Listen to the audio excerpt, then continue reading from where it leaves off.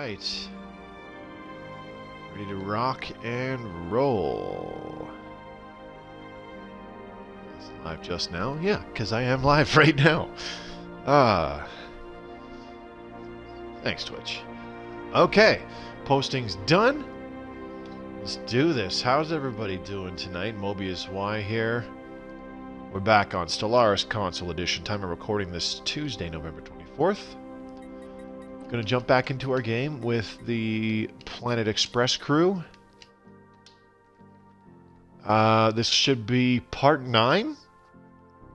And it's going to be the second last time that I stream this Empire. Next week on December 1st will be the last time. And then on the, what will that be, the 8th? Yeah, the 8th we'll start up a new game. I'm thinking one of two things. Streaming the same Empire for 10 weeks. We're stuck on the same Empire for like over 2 months, right? 2 months, anywhere between 2.5 to 3 months.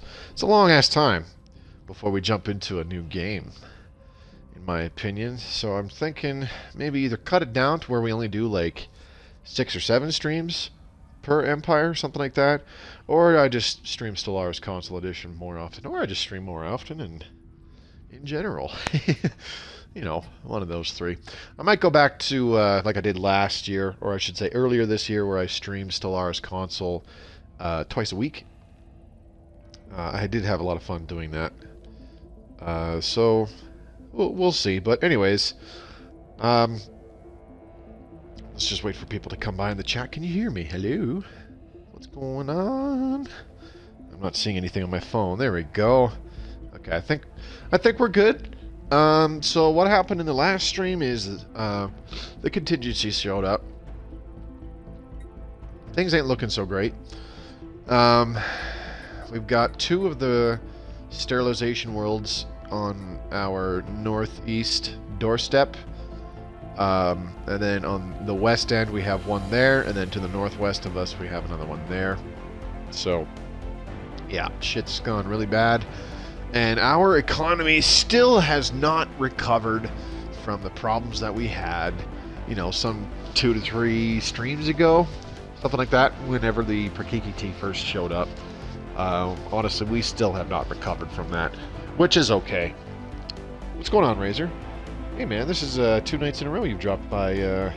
Appreciate it, buddy. I know it's really, really late at night for where you are in the UK. Okay, so we're gonna have to do... Oh my gosh. Yeah, we have to do a lot of... What's the word I was looking for? Economy management. We have 10 unemployed pops here? Oh, that's why, because... There we go. That's better. That's significantly better. -4 amenities, though, so we need a holo theaters. That'll give us 2 entertainer jobs. And should fix our amenities problem. Alright. Anyways, those of you watching this in the future on YouTube, thank you very much for watching. Please subscribe to the channel. It really helps me out. And give this video a thumbs up if you enjoyed it. I post Stellaris Console Edition content fairly regularly. At least 1 gameplay video per week, since that's what I stream. Once a week, and I also post additional things, tips, tricks, strategies. I think I'm going to start doing some Empire build guides again. I haven't done those since early this year. It's been like close to a year, at least like 10 months since I've done them. So I should start doing them. Probably do a couple until we get Megacorp. And then do some like corporate Empire build videos and stuff like that. Yeah, it's been a hot minute since I've done Empire builds. So I should get back on that. JB, what's up, buddy? What else? There's always more like mechanics videos that I need to do. There's always more videos to do with Stellaris Console Edition. I gotta admit, part of the reason why I'm kind of slacking on that is work is just so fucking crazy busy right now. I'm working, well, me and my entire crew, we're working over 10 hours every day for 5 days a week, and then we're in at 6 o'clock in the morning on Saturday as well, and we work anywhere between, well, last Saturday I was there for about 6 hours, and then you know, like we start at 6, sometimes we're there till frickin' 2 o'clock, sometimes we're out of there by 10 a.m. It just doesn't matter. It's extremely exhausting. But anyways, future me, hit the thumbs up button. Thanks, Frogman. Good to see you, Joe. Thanks for coming by. Social Recluse Jr., haven't seen you in a while, bro. What's going on, buddy? Thanks for coming by tonight. We got 12 open jobs here on Mine Not Earth. Let's take a look-see. So we're going to resettle from Earth to Mine Not Earth. Oop, whoa, what the? Mine Not Earth. There it is. We got 5 unemployed workers, and they're down here at the bottom. 1, 2, 3, 4, 5. There we go. And we go to Mine Not Earth. That just gave us a new building slot, too, which is always nice. 1, 2, 3, 4, 5. You're going to do multiplayer? I really should do that again, but it is extremely... what's the word I'm looking for?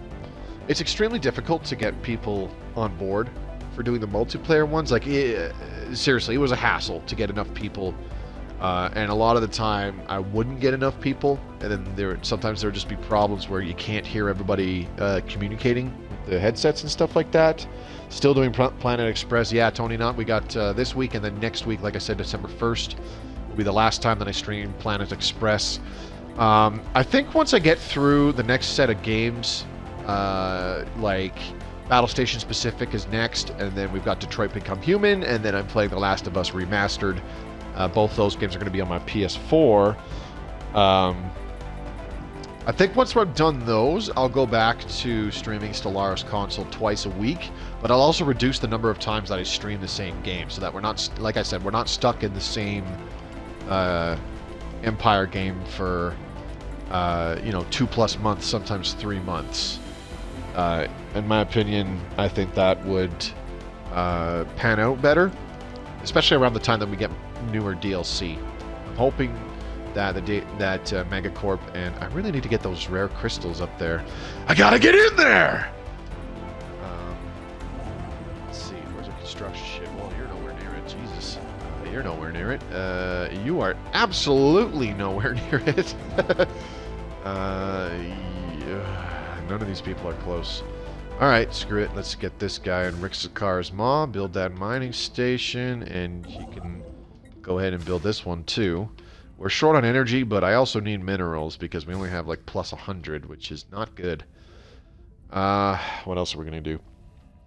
Do you have Stellaris on PS4? No, I don't. This is on Xbox. What else can we do? There's got to be... Ooh, we got a size 18 Alpine world. Should terraform that. Is it already being terraformed? No. Let's terraform it now. Continental world. Double check that we have the terraforming gases edict enabled. I don't think we do, so let's activate that. That'll reduce the time it takes for that to get terraformed. We need more colonies. Badly. So, have you played They Are Billions? No, I have not, Social Recluse. You can see the button prompts. True. Honestly, the mission for the next couple streams is just try to get the economy, our economy, back on track in the positive, and, you know, not necessarily put up a big fight against the Contingency, but hold them off. If we can survive to the end of the next stream with the Contingency in the galaxy, then I think it'll be mission accomplished.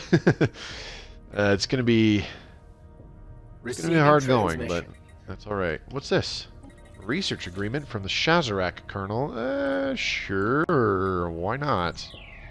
Dwumgar. Do we have the Sentry Array online? Yes, we do. An Odd Factor. Huh. Okay. Odd Factory is A-OK on We Are Fubard. So We Are Fubard is the First League homeworld. It's an Ecumenopolis, and I'm super happy that we got that. Because that will be the #1 way to get our alloys to really skyrocket. The problem is we don't have enough minerals. Nowhere near enough minerals.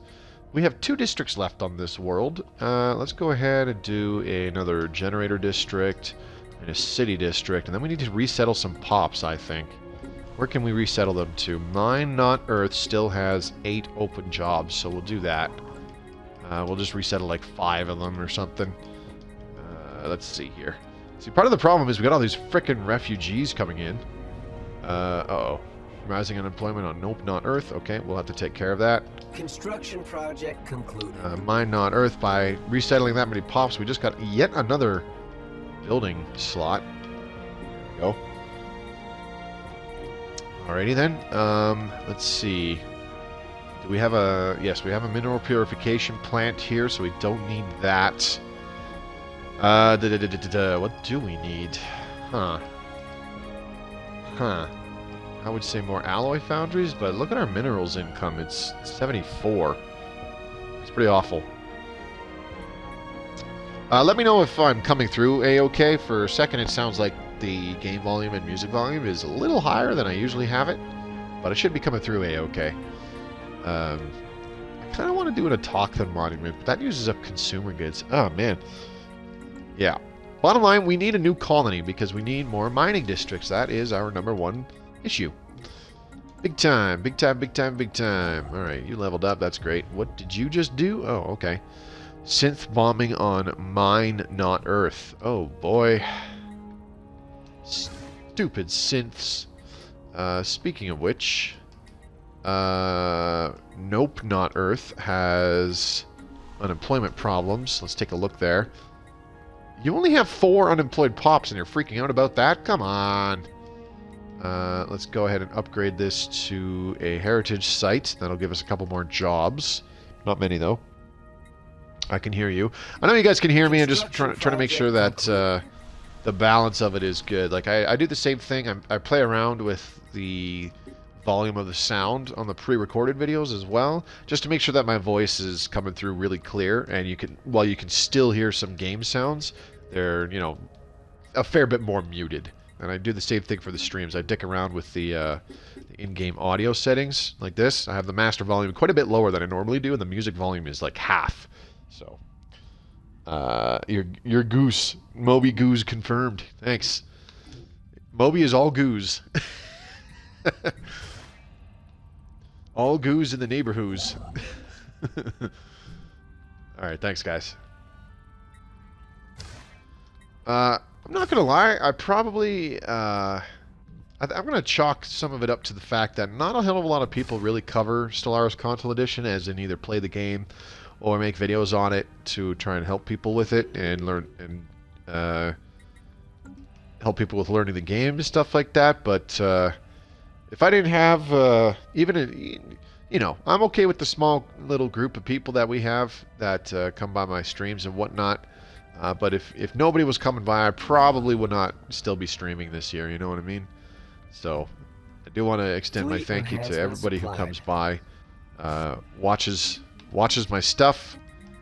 You know, like I said, the big help is liking the videos on YouTube, subscribing to the channel, sharing them where possible, you know, to try and get more awareness about this game. I think this game is awesome.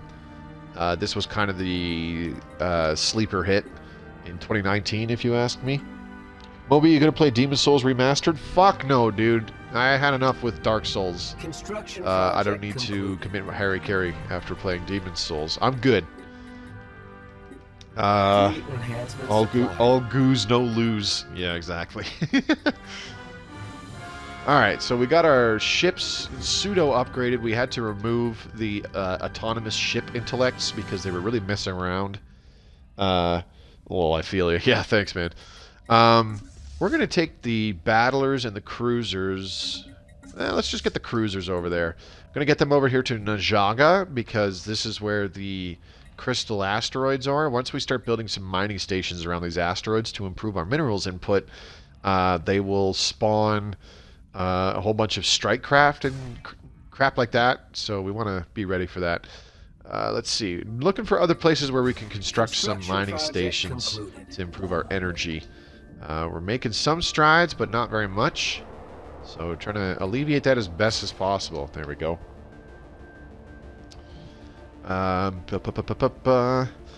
So 2 things going on right now that I would like to mention before we get too far in the video. Those of you watching this in on Twitch that are here with me live right now. Just want to give you the heads up that Stellaris Console Edition is actually on sale on both Xbox and PlayStation. On Xbox, you can get it up to, I think, about 66% off, so basically 2/3 off for the base game and some of the DLC. I'm not sure which DLCs are on sale. Actually, I'm not sure if any of them are. I'd have to... Shit, I should have double-checked that before the stream. That's okay.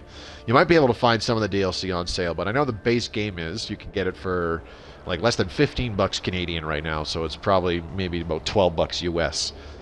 So if you got anybody on Xbox that you think might really enjoy this, now's a good time to buy. And on PlayStation 4, you've got deals up to 75% off. I'm pretty sure the base game right now is 75% off, and select DLC is anywhere between 50 to 75% off on PlayStation Network. So if you have anybody that you think would like this game and they're on PlayStation instead of Xbox, point it out to them. Just be like, hey, maybe give this game a shot. Check out some videos on it. See how it plays a little bit, or just watch some videos to kind of learn how to play or something like that. And if it piques their interest, you know, give them the heads up. Hey, now's the best time.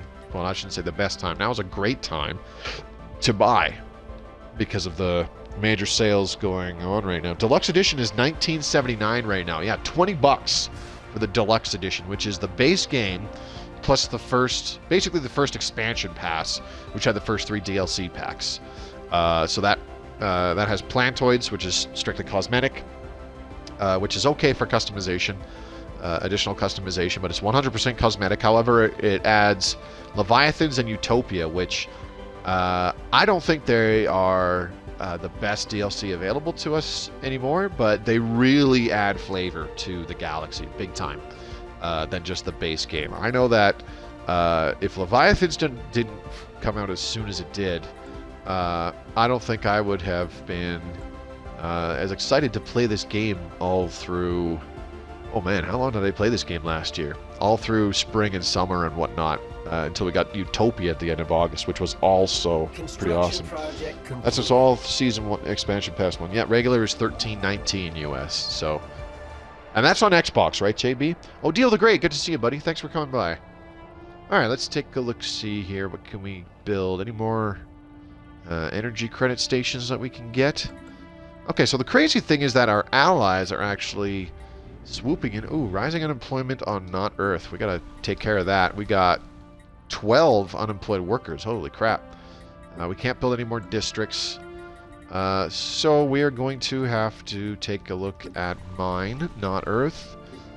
Again, our minerals are hurting so badly. Alright, let's open up 4 more Kirk slots.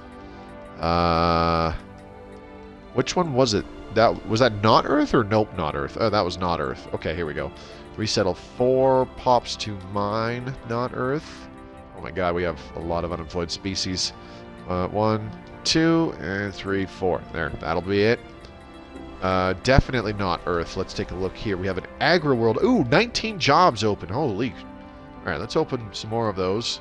So that gives us... We got another... Yeah, we got 19 jobs. We'll get more. Yeah, 13.19 US right now. So the I know the PlayStation version was like $12.79 or something like that. So not a huge difference. But, I mean, like, now's the time to buy Stellaris Console Edition, or try to encourage people to give it a shot. Because it's on big discount. Some of the DLC is on discount on both Xbox and PS4. So, like I said, if you have anybody that you think might be keen on giving it a shot, or you have anybody that you think might be like, hey, let's... I think this guy would, if he gave it a shot and, you know, took a look at it and did a little bit of research beforehand, I think this person would actually really enjoy it. So, get them to take a look at it. These deals are going on until, I think December 1st. And then they end. I can't remember. I seem to recall the first time they said something, it was December 4th. But I believe it's just, I'm fairly certain it's just December 1st. And I misread that the first time. So they're going on throughout the rest of this week and basically the rest of the month. So there is kind of a limited time, but still plenty of time to go. you know, anybody who might be interested in this, they can still have a few days to kind of take a look at the game and see if it might be something that they would enjoy before diving into the muck and you know, what's the word? What's the term I'm looking for? Getting their feet wet. Okay, so definitely not Earth. We need to resettle big time.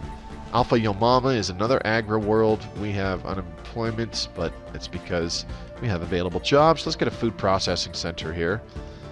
And then we have 11 more districts available, but only 4 agriculture districts. Ooh, we might do some mining districts on this world as well. I think that would be...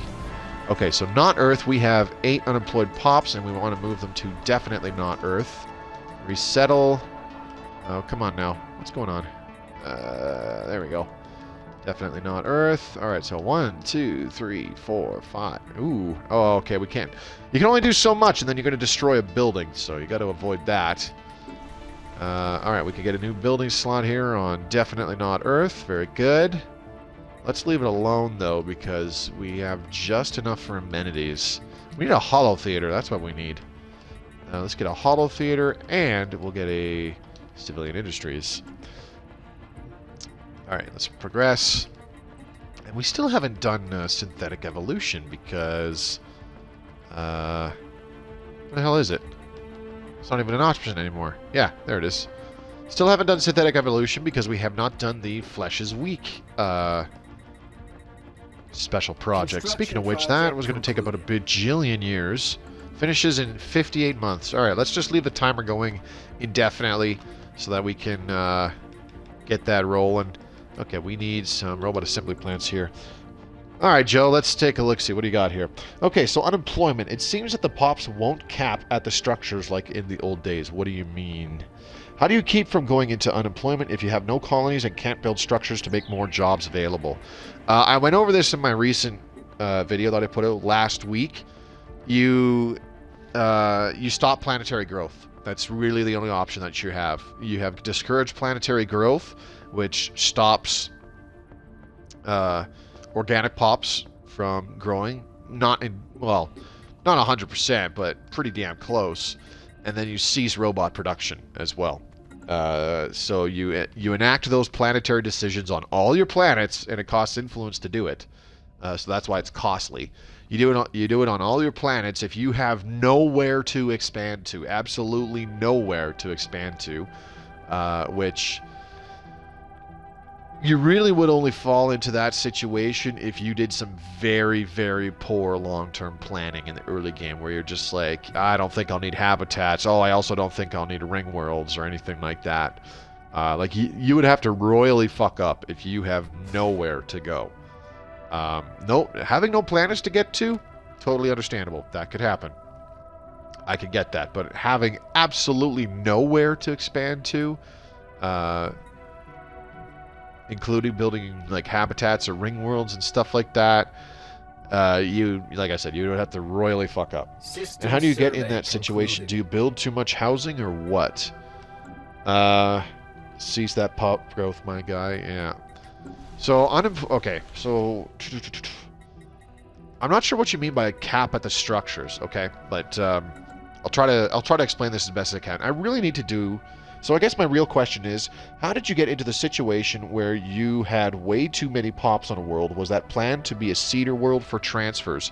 Old planets, like for example Earth, our Empire capital, I cannot build any more. Can't construct any more buildings on it. I have it set up the way I want for now. Unless I can, upgrade the alloy foundries or something, but maybe not. So where we're sitting at is we have currently only 2 unemployed pops, which is fine. Once we get 1 more pop grown, we can actually upgrade our system capital complex, and that will create a couple more jobs. So the current pops that are unemployed, they should get a couple more jobs. But anyways, bottom line, if, let's just say for theory crafting's sake, this planet was fully developed. We had 80 pops on it, so this capital building was the fully upgraded one. and we had enough pops. Okay, so looking at it right now, we still have 5 housing remaining, so that's perfect. That's actually perfect. We have the perfect number of city districts. We have enough housing for all the pops that are living on this planet, and we have enough amenities because we're at plus 10 amenities, which you need at least a positive amount to make sure that, because your pops use up amenities as well. So you need to make sure you have enough. If you don't have enough housing or amenities, then that decreases the happiness of your pops, which decreases stability and can increase crime, right? And that's when, you know, things can kind of start to mess up a little bit. That's a different discussion. But anyways, so we have enough housing. I don't need to replace any of these districts with a city district to provide more housing. And if I get rid of a city district and change it to a different district, we lose 6 housing. So in fact, we'll actually be at -1 housing, despite the fact that we would make 2 more jobs, which if we had 2 unemployed workers, they would fill those jobs, but we would be short on housing. Also, if I got rid of enough clerks, which isn't too many, like it's a fair bit, we would lose out on our amenities. Let's say that I had like a holo theater. Hang on, where is a holo theater? Here we go. So an entertainer produces like 10 amenities per job. If we had a holo theater and we were at this plus 10 amenities, if I got rid of that, then we would lose that plus 10. We'd actually drop down to -10 amenities, because a single holo theater right now with the entertainers would be producing 20 amenities. So this is perfect as is. We have enough buildings and districts that everybody has a job. We have enough housing for all those pops to live in, and we have enough amenities to supply them with what they need in order to make them happy and survive. So, and our stability is sitting at 74%, which is pretty decent. 0% crime as well. So I have nothing left to do on this planet. If we had 80 pops and there were no more jobs available, and then pop number 81 finished growing and it wound up being unemployed, I have no other way to make more jobs apart from upgrading the alloy foundries on this world. Now, even if I did that, upgrading each alloy foundry to an alloy megaforge adds 3 more jobs per building.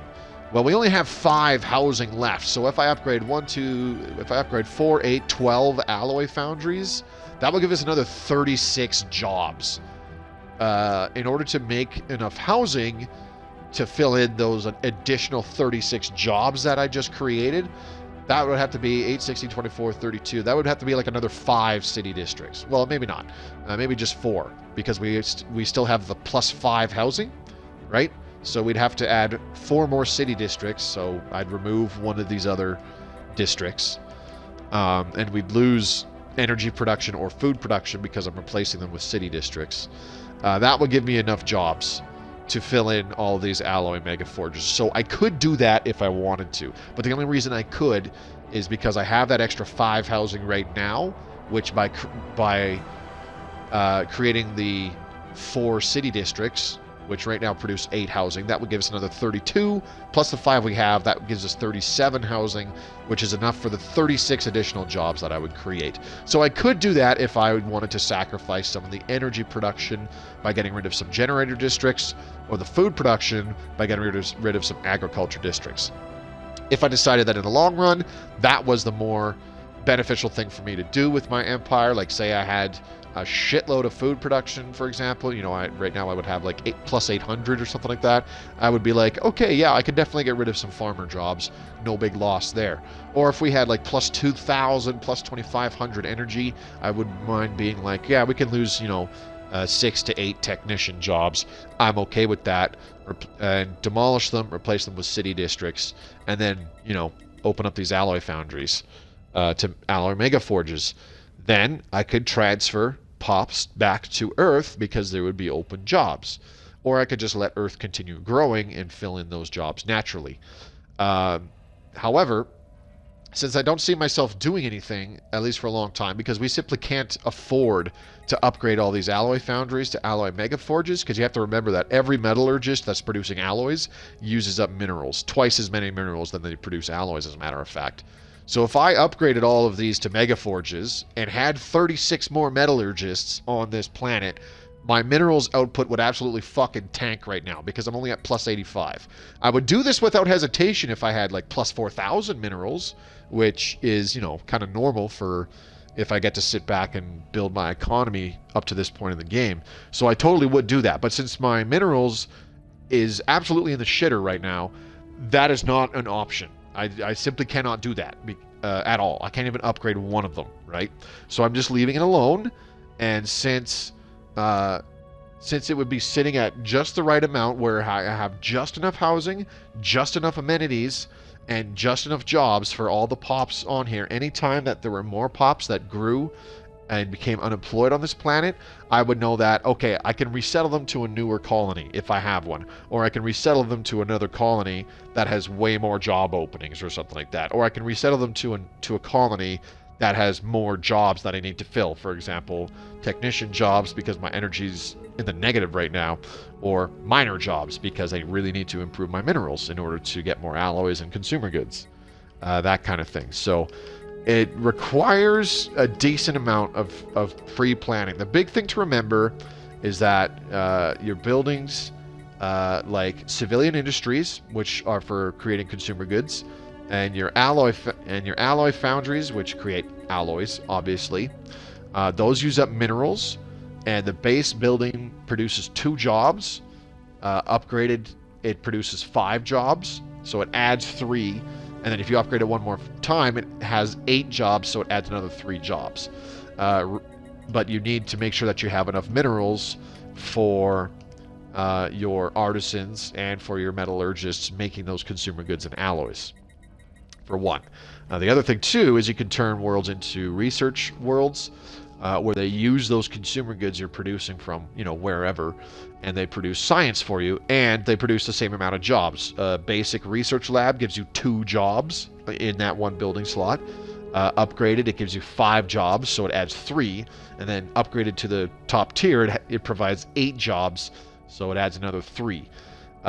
So while that produces a lot of jobs, upgraded buildings also have different amounts of upkeep. Like the alloy mega forges requires 1 volatile mote every month, so you do have to consider that. If I upgraded these 12 alloy foundries, let's take a look at my strategic resources. I would be able to afford to upgrade all 12 of those alloy foundries right now because we have plus 15 volatile motes.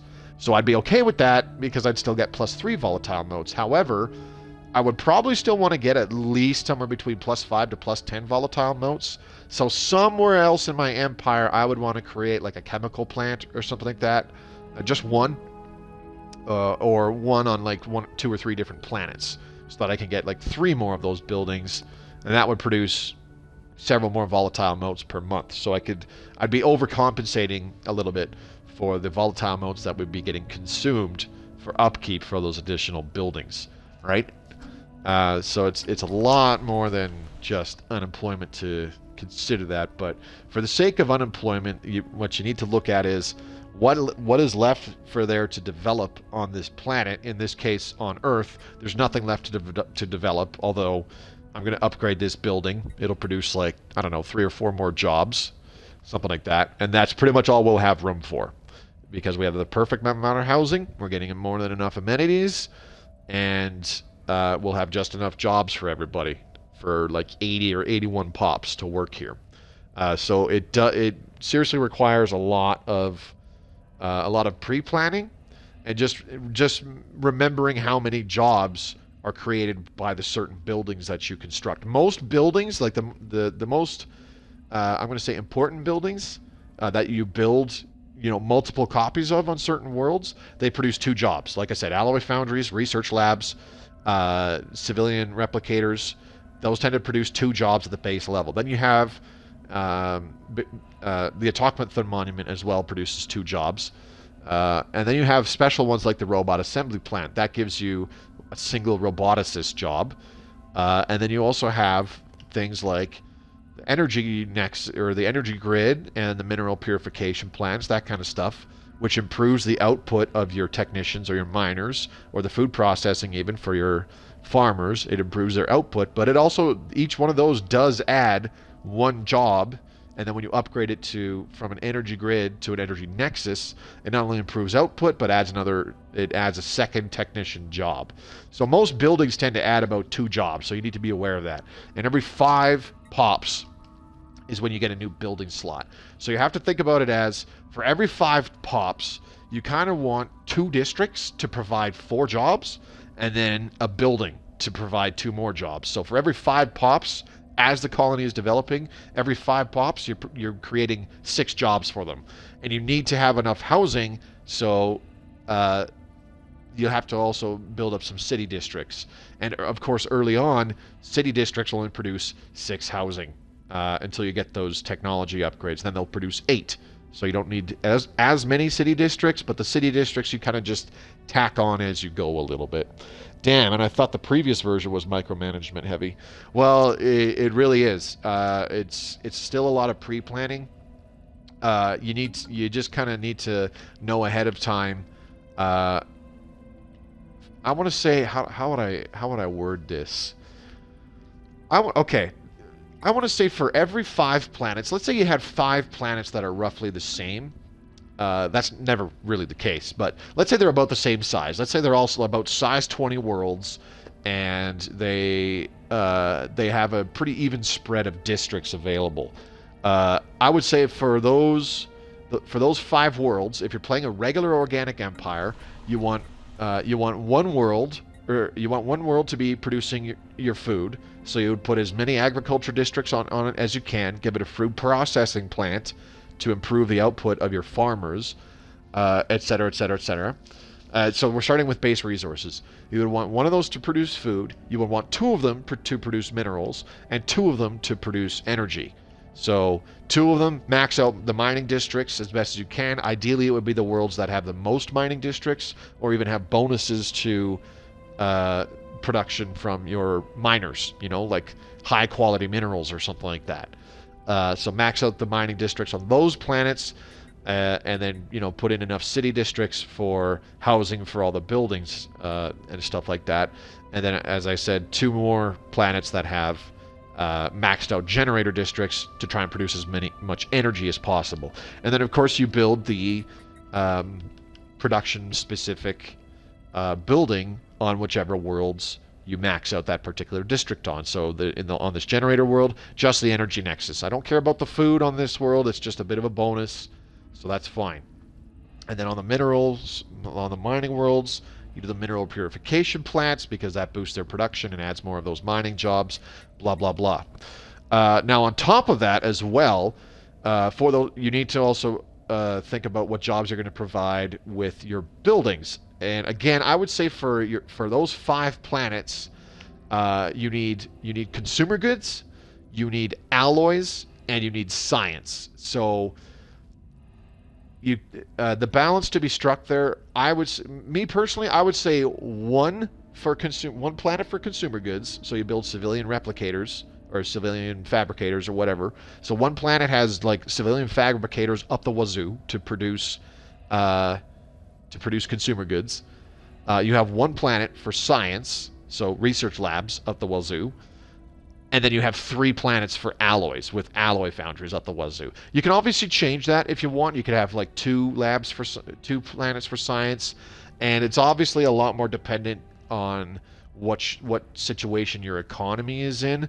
But that's kind of the way that I look at it. Of course, as you go later on in the game, you'll want to step a little bit further away from that, where you're turning less colonies into massive producers of energy, because you won't need energy as much as the game goes on. You'll need way more minerals, because later on you want to be producing much more alloys. When you really start to snowball, you want it to just be producing more and more alloys, and in order to create those more and more alloys, you need more and more minerals. So you're going to want more like, every like 4 worlds is mining worlds, then you have 1 for energy and 1 for food, just to make sure that you can maintain the upkeep for your empire as you're still growing. And that's like later on in the game, depending on, and that's which takes place at different times depending on how low you have your technology and traditions costs set to. So if you have it set to like 0.25, where the game's a lot quicker and you get those technologies much faster and you pretty much are on repeatables like 100 years in, that's about the 75 to 100 year mark where that happens. If it's normal settings, then that's more like anywhere between the 100 to 150 year mark that you're going to start really changing things up and ramping up your production of minerals, ramping up your production of alloys. But again, if you are just colonizing new worlds in those later stages and you're strictly looking at more alloys and more minerals, and you're just focusing on that, you still need to keep an eye on your consumer goods. And if you see it at a point where you're getting kind of low, you know, you have like less than 100, or you only have like a couple hundred consumer goods per month, you might want to think to yourself, okay, next planet, I'm going to still have it mineral focused, but I need it producing consumer goods instead of alloys, so that after that I can go back to improving my alloys production. Or if you're kind of lagging behind in technology, or you simply just want to ramp up your science more so that you're getting those techs even faster, then you're like, okay, well the next few worlds I'm going to still balance out the basic resources as I was going to, but instead of one of these having alloy foundries on it, I'm going to build research labs on like 1 or 2 of those planets, because I want to amp up my science. And then, you know, as you keep building up your fleets, building up your colonies for more alloys, more minerals, that kind of stuff, you also want to keep an eye on your energy and be like, hey, I want to maintain at least X amount of energy per month, like plus 500, plus 1,000, whatever. So if you see it starting to kind of dip down to that threshold where you're like, okay, I want it producing at least this much, then yeah, you're going to want to think about, okay, so next planet, I'm going to max out generator districts as much as I can. Or can I find a colony with a lot of generator districts? That kind of thing.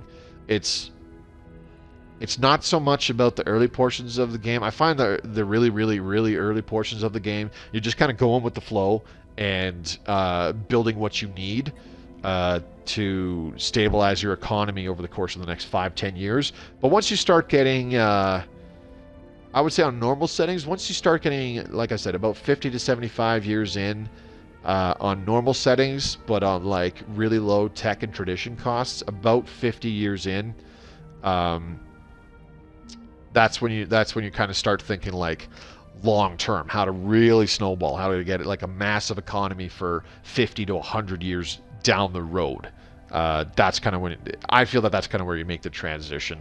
I mean, everybody might feel differently about that, but that's the way I look at it. And because you're planning for that ahead of time, you also got to keep in mind that the new colonies that you're creating, you know, look for decent sized worlds. I personally don't really like colonizing anything less than size 16 worlds. And even then, I still prioritize like size 18, size 19, size 17, and 16 makes me a little nervous still. So you're still looking for those big size worlds that can have a lot of districts available and have a lot of these like resource districts on them as well. Those are crown jewels right there. You really want to go after those because they'll give you places for you to resettle your pops to from your older planets. They'll provide a lot of jobs. They'll help improve your economy.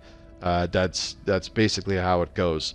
Like I said, in the early portions of the game, you're kind of just winging it. Especially the really, really early portions of the game, like the first 20 to 30 years. It's all about grabbing that territory to have as much space as possible, grab as many habitable worlds as possible that you could, you know, colonize in the future or terraform or whatever. More territory where you could, say, construct habitats, more territory where you could construct a ring world sometime in the future. But like I said, it's all about that big territory grab for the first, especially for the first 20 or 30 years. Getting your first anywhere between 5 to 10 colonies online, and then just kind of going with the flow. Your first half dozen colonies, like I said, you're just going to be winging it and going with the flow there, and trying to, you know, improve your economy where it's struggling, right? Like this planet, I want to focus this planet at some point in the future on energy, but right now I'm really lacking in minerals. So, you know, build a couple minerals, mining districts if you need to. But the big thing is always, oh, I need to improve my output of this particular resource. Where's a nearby colony that I can colonize, which would be good for that. That kind of stuff, because that's the best way to deal with unemployment, is constantly looking for places to go to.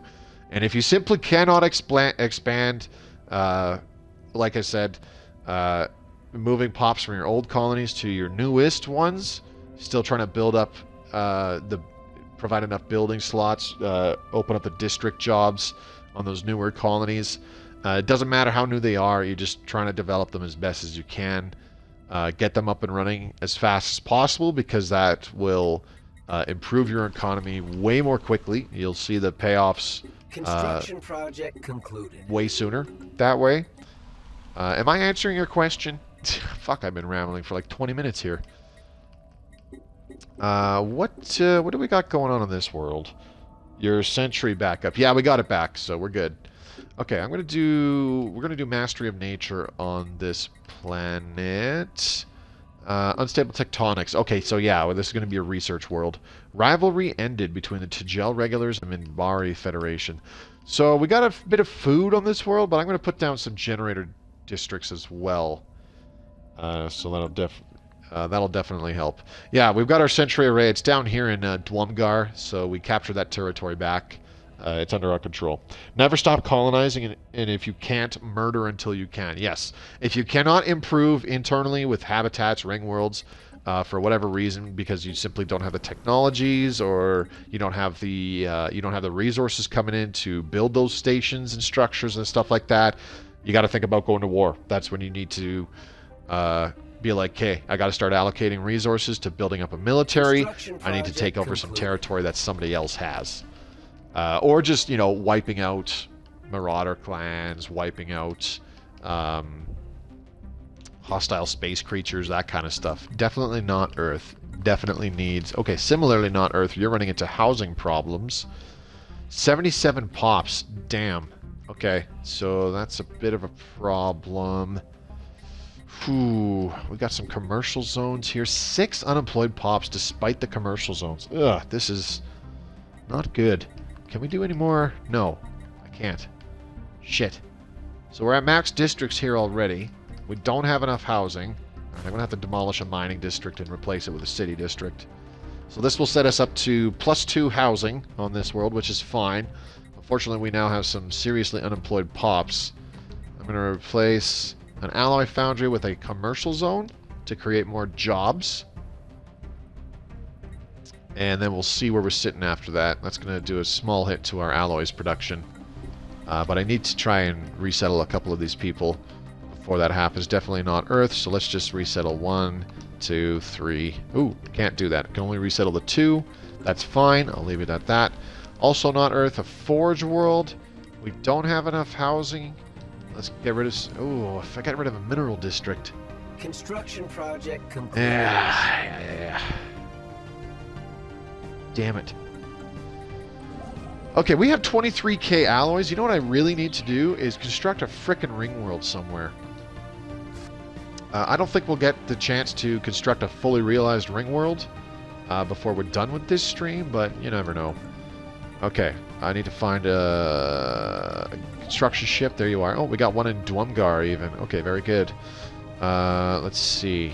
8 and 3, 6. Okay, let's construct it here in Huff. Alright, construct ring world site here. So the nice thing about ring worlds is that once you get them fully online, each section can have, what's it called? 50 districts. So no matter what you build, if they're city districts, generator districts, or agriculture districts, that's 100 jobs right there. So that is, that's enough pops to get you the 80 pops needed to upgrade the capital building to its highest tier, and 100 pops like 75 pops unlocks the final building slot on a colony. So 100 pops just with the basic resource jobs is pretty crazy. And since it's a ring world, you can't make them mining, you can't make them miners, and you're stuck with either generator districts or agriculture districts. So a single ring world, you can pump out a lot of energy and a lot of food, and then refocus your other colonies that were producing additional energy and food. You can refocus them and have them producing more minerals for you. So it's a major long-term investment. Okay, research grants, ambition, scientific revolution, ambition, will to power, and ambition, architectural renaissance. All right. Where is the living metal mega construction? There it is. Oh, we don't have enough living metal. Not even close. All right, let's go ambition, scientific revolution. Let's go ambition, architectural renaissance. What was the other one? Will to power. I think we're just going to do architectural renaissance. And then, where is it? Research grants. Here we go. See, unfortunately, will to power and research grants, or, well, any of these ones that require influence, will to power is really good because it allows you to use to activate these influence ones more often.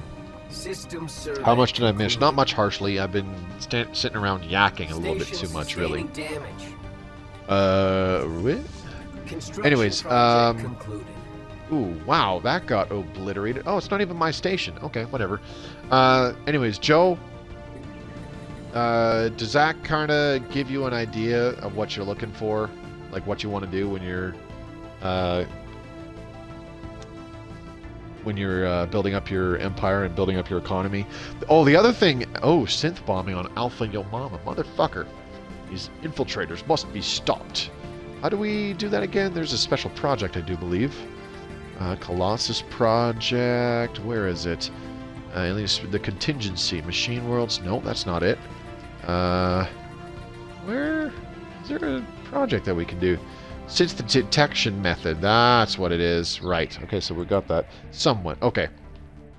What I didn't mention, though, is that on top of all that stuff to improve your economy, where you're generating more resources, there's also the occasional planet you're going to want to turn into a fortress world, where on that planet you mostly construct strongholds, and you upgrade those strongholds into fortresses. The nice thing about turning something into a fortress world is that the building, the stronghold building, and the fortress building, they both produce, the stronghold produces one housing and one soldier job, so enough housing for that soldier on its own, and then the fortress produces 3 housing and 3 soldier jobs. So they're kind of semi-autonomous, aside from fortresses require volatile moats for upkeep. Again, you need to construct chemical plants on various colonies throughout your empire. Like a single fortress world, you're going to want to construct at least 8 chemical plants, 1 on 8 different colonies in your empire, if you can manage that. Construction project concluded. The reason why fortress worlds are good, where you produce those strongholds, is you get those soldiers, which is really nice, and those soldiers, they help that colony be a lot more defensible from like bombardment and stuff like that. But more importantly, they produce naval capacity, and when you have a higher naval capacity, you can have a bigger fleet that is not costing you additional resources just to maintain it. Because remember, when you go over your naval capacity, the upkeep for your ships, or the maintenance of your ships, I suppose I should say, does increase. Right now I'm over naval cap by 10 points, so it's up by 3%. But increasing naval cap is huge as well, because if you have like Apocalypse, for example, as you increase naval cap, you can construct more Titans, and the bigger your naval cap, the bigger fleet you can have without it being a severe detriment to, what's the word I'm looking for? A severe detriment to your economy. The big thing that military ships requires for maintenance is energy credits. They use up quite a bit of energy per month, but they also use up alloys per month. So not only do you need alloys in order to... What the heck are the planet modifiers? Not only do you need alloys in order to just construct the ships, but you do need alloys in order to maintain them as well. So as your economy is growing and expanding, you are going to want to up your alloys, not just because you want to be able to build a lot of ships, you know, quickly when shit hits the fan and you wind up in a war, but you also need to be able to be able to maintain those ships as once you've constructed them. So fortress worlds are pretty big too. So the big three that you're looking at as you're going on, as I said, like I said, you're going to have lots of copies of these buildings. So you can have one colony with just one type of these buildings, or you can have colonies with like 2 or 3 of each. Like I said, alloy foundries for alloys, civilian industries for consumer goods, and then the other one was research labs for additional science. Obviously, you're not going to build just these buildings because you do need to produce amenities, and if you need a lot, then create a holo theaters. That the entertainers produce some Unity and a lot of amenities for you. It's a lot more efficient than clerks. You'll want robot assembly plants if you're not spiritualist, because robots are good, and you know, having robots being assembled on your planet is good because it's just another source of pop growth. It's just a faster way to fill in those jobs on newer colonies. And of course, you're going to want to construct at least one of these resource output boosters for the basic resources. So an energy nexus, food processing plant, or mineral purification plant. And then when I'm in the later portions of the game, what I look for is I get a new colony. The first thing I get is a robot assembly plant, and then I get something to increase amenities, like a holo theater, for example. This is with buildings. So I add like 3 or 4 city districts. I add, you know, 4 or 5 districts of whatever basic resource I want generating on this planet. And then when I am able to get these buildings in, either because there's enough pops that have grown on the planet, or because I've resettled enough pops here from other planets that are no longer going to be under development. First thing I get, robot assembly plant, because it's more pop growth. It's a second source of pop growth on this colony, which you need. And then something like a holo theater to improve my amenities, and then something that improves the production of the basic resource that I'm focusing on this planet. So in this case, an energy nexus, and then usually 1 or 2 more buildings, like an autochthon monument if I really want to improve my Unity still throughout the Empire, or I'll build like 1 or 2 of these kind of things, like chemical plants, or the exotic gas refinery, or what's the last one, the synthetic crystal plant, because these create strategic resources for you, and you'll use those elsewhere in the Empire. You absolutely will. Maybe one of those on the colony, and then another like special kind of building, like a precinct house if I feel I'm going to need it to keep crime down, or a planetary shield generator if I'm like, this is going to be a fortress world. Maybe even a military academy if I'm building a lot of strongholds. Stuff like that, or if it's something where it's just like I really want to crank up trade value for whatever reason, commercial zones. A single commercial zones building produces 5 jobs, so it's handy for that if you're unable to produce a lot of jobs any other way. System survey concluded. But yeah, once I get like these first 6 building slots, you'll have your capital building, robot assembly plant, a production booster, an amenities cranker like a holo theaters. You might have 2 holo theaters even, you never know. 1 strategic resource building, like I said, a chemical plant or something. Or if this planet has modifiers where you can construct like the special ones, like the moat harvesting traps, for example. You know, we can construct 1 or 2 of those moat harvesting traps, gas extraction wells, that kind of stuff. If you can construct those, then by all means construct those. But those first 6 building slots is just, you know, setting up for maintaining upkeep throughout the Empire and all that good stuff. And then from that point on, well, not quite that point on, but you know, you can have 1, 2, 3, 4, 5, 6, 7, 8, anywhere between 8 to 10 buildings of research labs, alloy foundries, civilian industries, strongholds, whatever main resource you want the buildings focusing on, you can just fill them up with that from then on out. And then as you're getting more pops on this colony, either through resettlement or just natural growth, obviously construct more districts to provide more housing, construct more districts to provide jobs for the basic resources as you're going. I've actually found that ratio works pretty well the way I said it, especially for like machine empires and hive minds.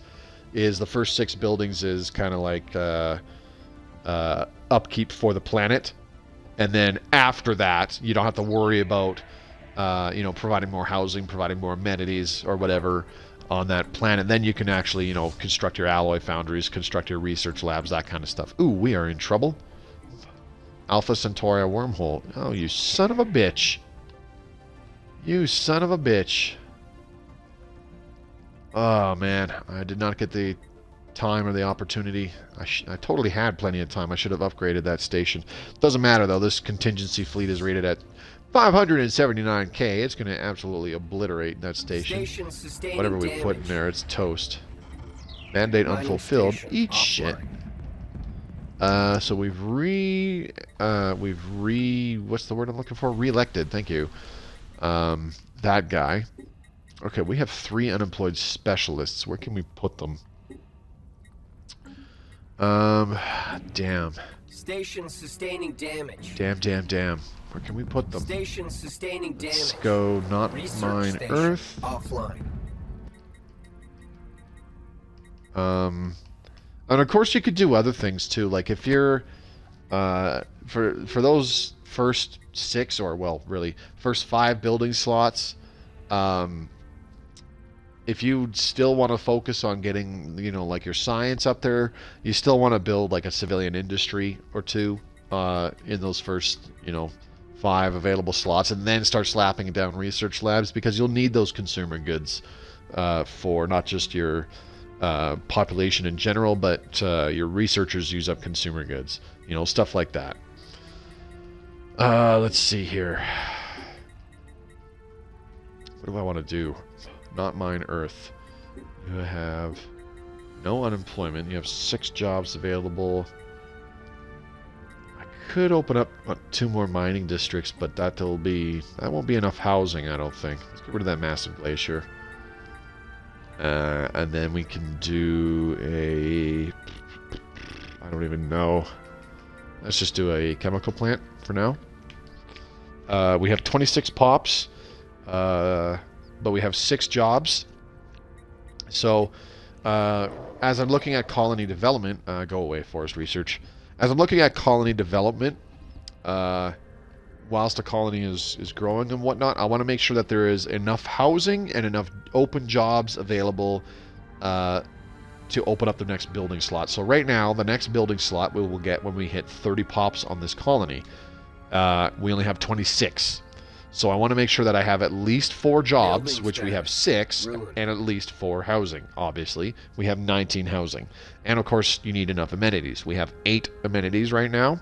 So I could resettle 4 pops from an older colony to not mine Earth. That would give us enough pops to fill in some of these open jobs. They would use up some of the amenities and housing that we have available, and that would open up this building slot so I can start constructing additional buildings as well. Of course, once I did that, I want to think, what kind of buildings do I want to create here? How much more housing can I provide? If I can't add any more housing, I'll probably want to use up a couple building slots for things like commercial zones, where a single commercial zone gives 5 jobs, but I'll also need things like luxury housing on some of these building slots, which those produce like 4 housing for 1 building slot. It's 7 amenities or some such nonsense, but the 4 housing is more important. So it's a matter of how do I provide the additional 5 housing, 5 amenities, and 5 jobs that I'll need to unlock the next building slot. What did we finish here? Tajel Regulators constructed a gateway. They're good, very nice. Alright, they're probably just gonna bomb this planet to dust. That's not good. Devastation is up to 50%. Damn, that devastation is getting up there fast. Okay, we might have to start resettling pops. Oh yeah, we can't. It's blockaded and under bombardment, you ding-a-ling. Okay, well, that didn't take very long. We have lost Alpha Yo Mama, and the Contingency is now purging all the pops on that planet. So, things are not looking good.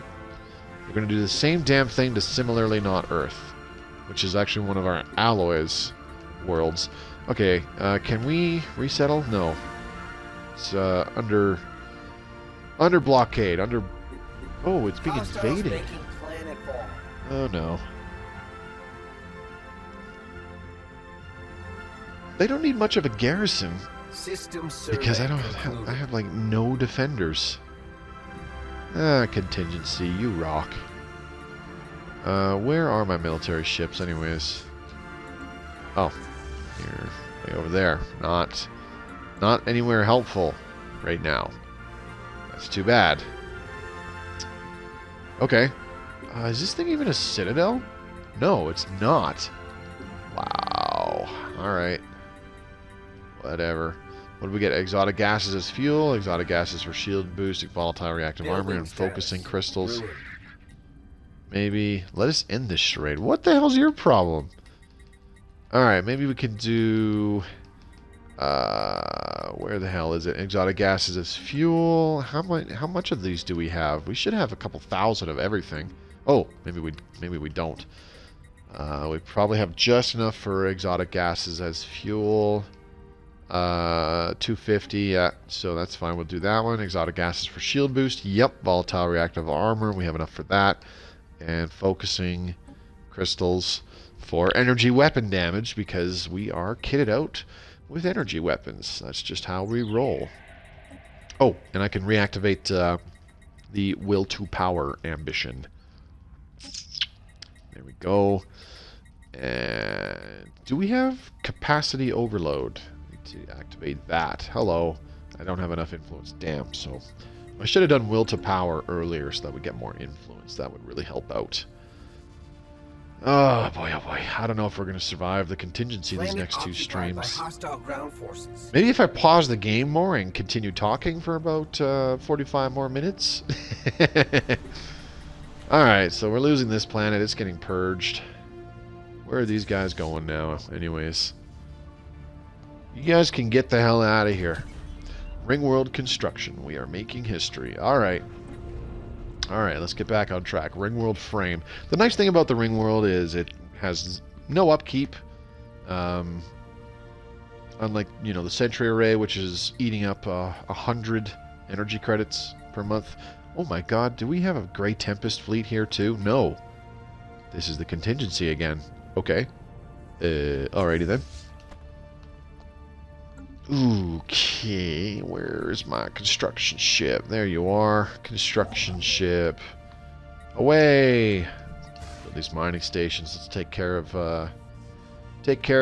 what's going to happen here right now, because reasons. Alright, so what we do is we move these guys right here, because it's one of these asteroids kind of... I think it'll be this one. Yeah. I think it'll be that one, and then like a second one... Probably further down this way, or maybe even one of these other ones over here. But anyways, these asteroids kind of awaken. Ooh, what's happening here? High war exhaustion. That Shazarak Colonel has made peace with Tagel regulators. Okay, so our war exhaustion hit a high enough point with the Tagel regulators where it was just like, alright, suing for peace. Alright, what can we do here? We don't really need more clerks. I always need more miners, but housing is going to be an issue. This is only a size 11 world. See, in my right mind, I would pretty much never colonize a size 11 world.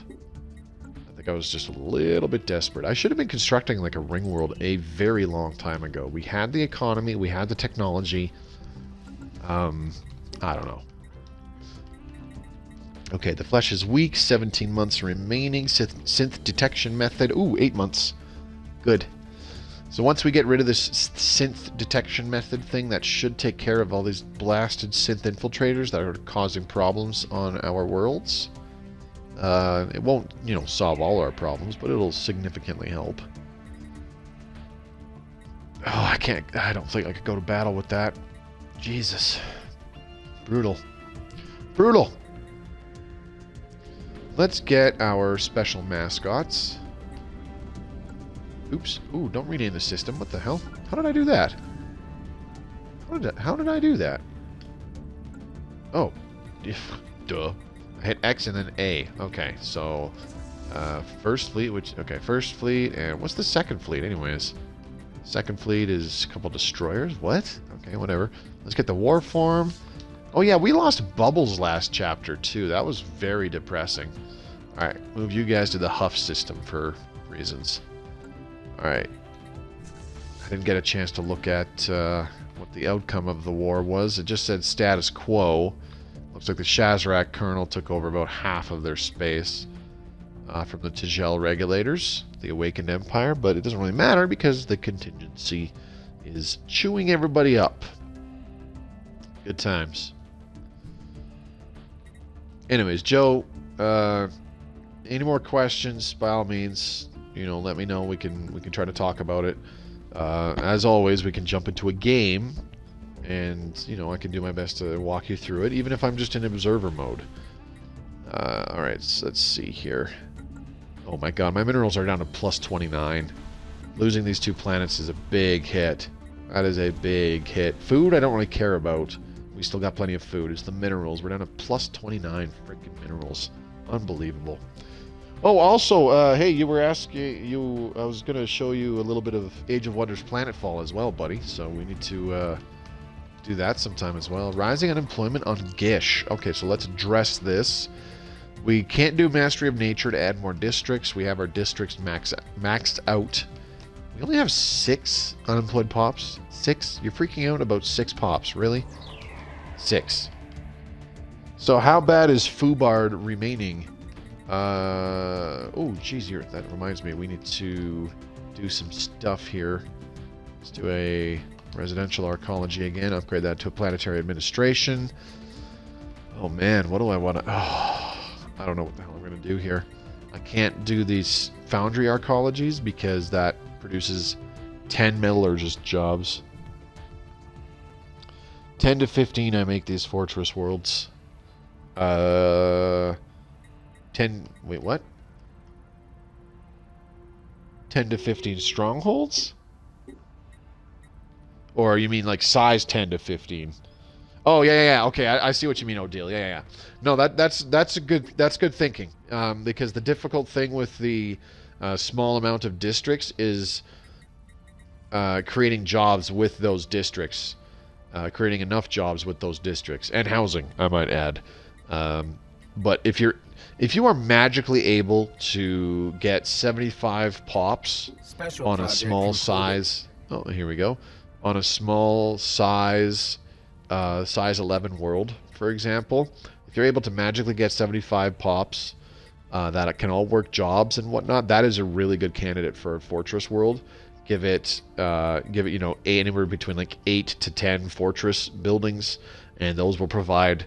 That'll be like anywhere between 24 and 30 jobs and housing. So that's about half your population, a little bit less than half your population, right there. That's taken care of. And you'll probably have to do a bunch of city districts for enough housing for the other pops, and then just, you know, a few other buildings, probably some high job buildings, like either you know, 2nd or 3rd tier buildings like alloy foundries or research labs, or even things like what's it called, commercial zones. That's the one. Scum and villainy on Similarly Not Earth. There is nothing I can do about that, okay? We're going to negotiate with the crime lords. So, negotiating with crime lords can actually really pay off. So, what it does is... Let's take a look at the planet modifiers. Crime lord deal. This increases crime on the planet by plus 50%, which can give you another criminal job or two. But it increases stability by plus 10. So for every point of stability above 50%, I believe, it adds 0.6% production to your jobs. Okay, so if we let's take a quick look at, for example, a metallurgist. Not the best example. Roboticist? Anyways, so for example, a metallurgist. Right now they're producing. Right now they're producing three alloys per month. It's got to be more than that. They're producing 3 alloys per month. Well, when we improve stability by another 10%, that improves their alloys output by another 6%. So it doesn't sound like a big deal, because, you know, 6% of 3 is... Oh shit, my brain is farting right now. What's an additional 1/20th of 3? 3 divided by 20. Brain is farting. That's like what, 0.15? So you're looking at like 0.15 additional alloys from a single metallurgist per month. However, when you have, you know, as it shows here, when you have 14 of those metallurgists, by negotiating a deal with the crime lords, adding that 10 stability, adding that 6% production, adding that 0.15 alloys per month, multiply that by 14, so 0.15 times 10, that's 1.5, plus another 4, you're looking at another 0.6, so 2.1 additional alloys per month, just for negotiating a deal with crime lords, and that's only on one planet. So consider that when you have a planet with a lot of metallurgist jobs, say like 30 or 40 or something like that, and you improve their production by 6%. I don't think this is a good amount, because I do believe metallurgists produce more at this stage of the game. Maybe not. Anyways, probably not the best example. I think a better example would be our base workers. Hang on a second. Let's take a look at a Forge World. Yeah, here we go. Gish. Let's see. So right now, our metallurgists... a single metallurgist is producing 4.3 alloys. So with the... Like I said, with that additional 10% stability, there'd be another... It'd be like 4.45, right? And that's just from alloys, where the single job is only producing like 3 of that resource. And that's not even talking about the basic resource producers, like technicians that are producing 8 energy per month, or miners producing 8 minerals per month, or farmers producing 12 food per month. Increasing stability by 10% with the negotiate with crime lords. 6% production. So with your technicians, what's 6% of 8?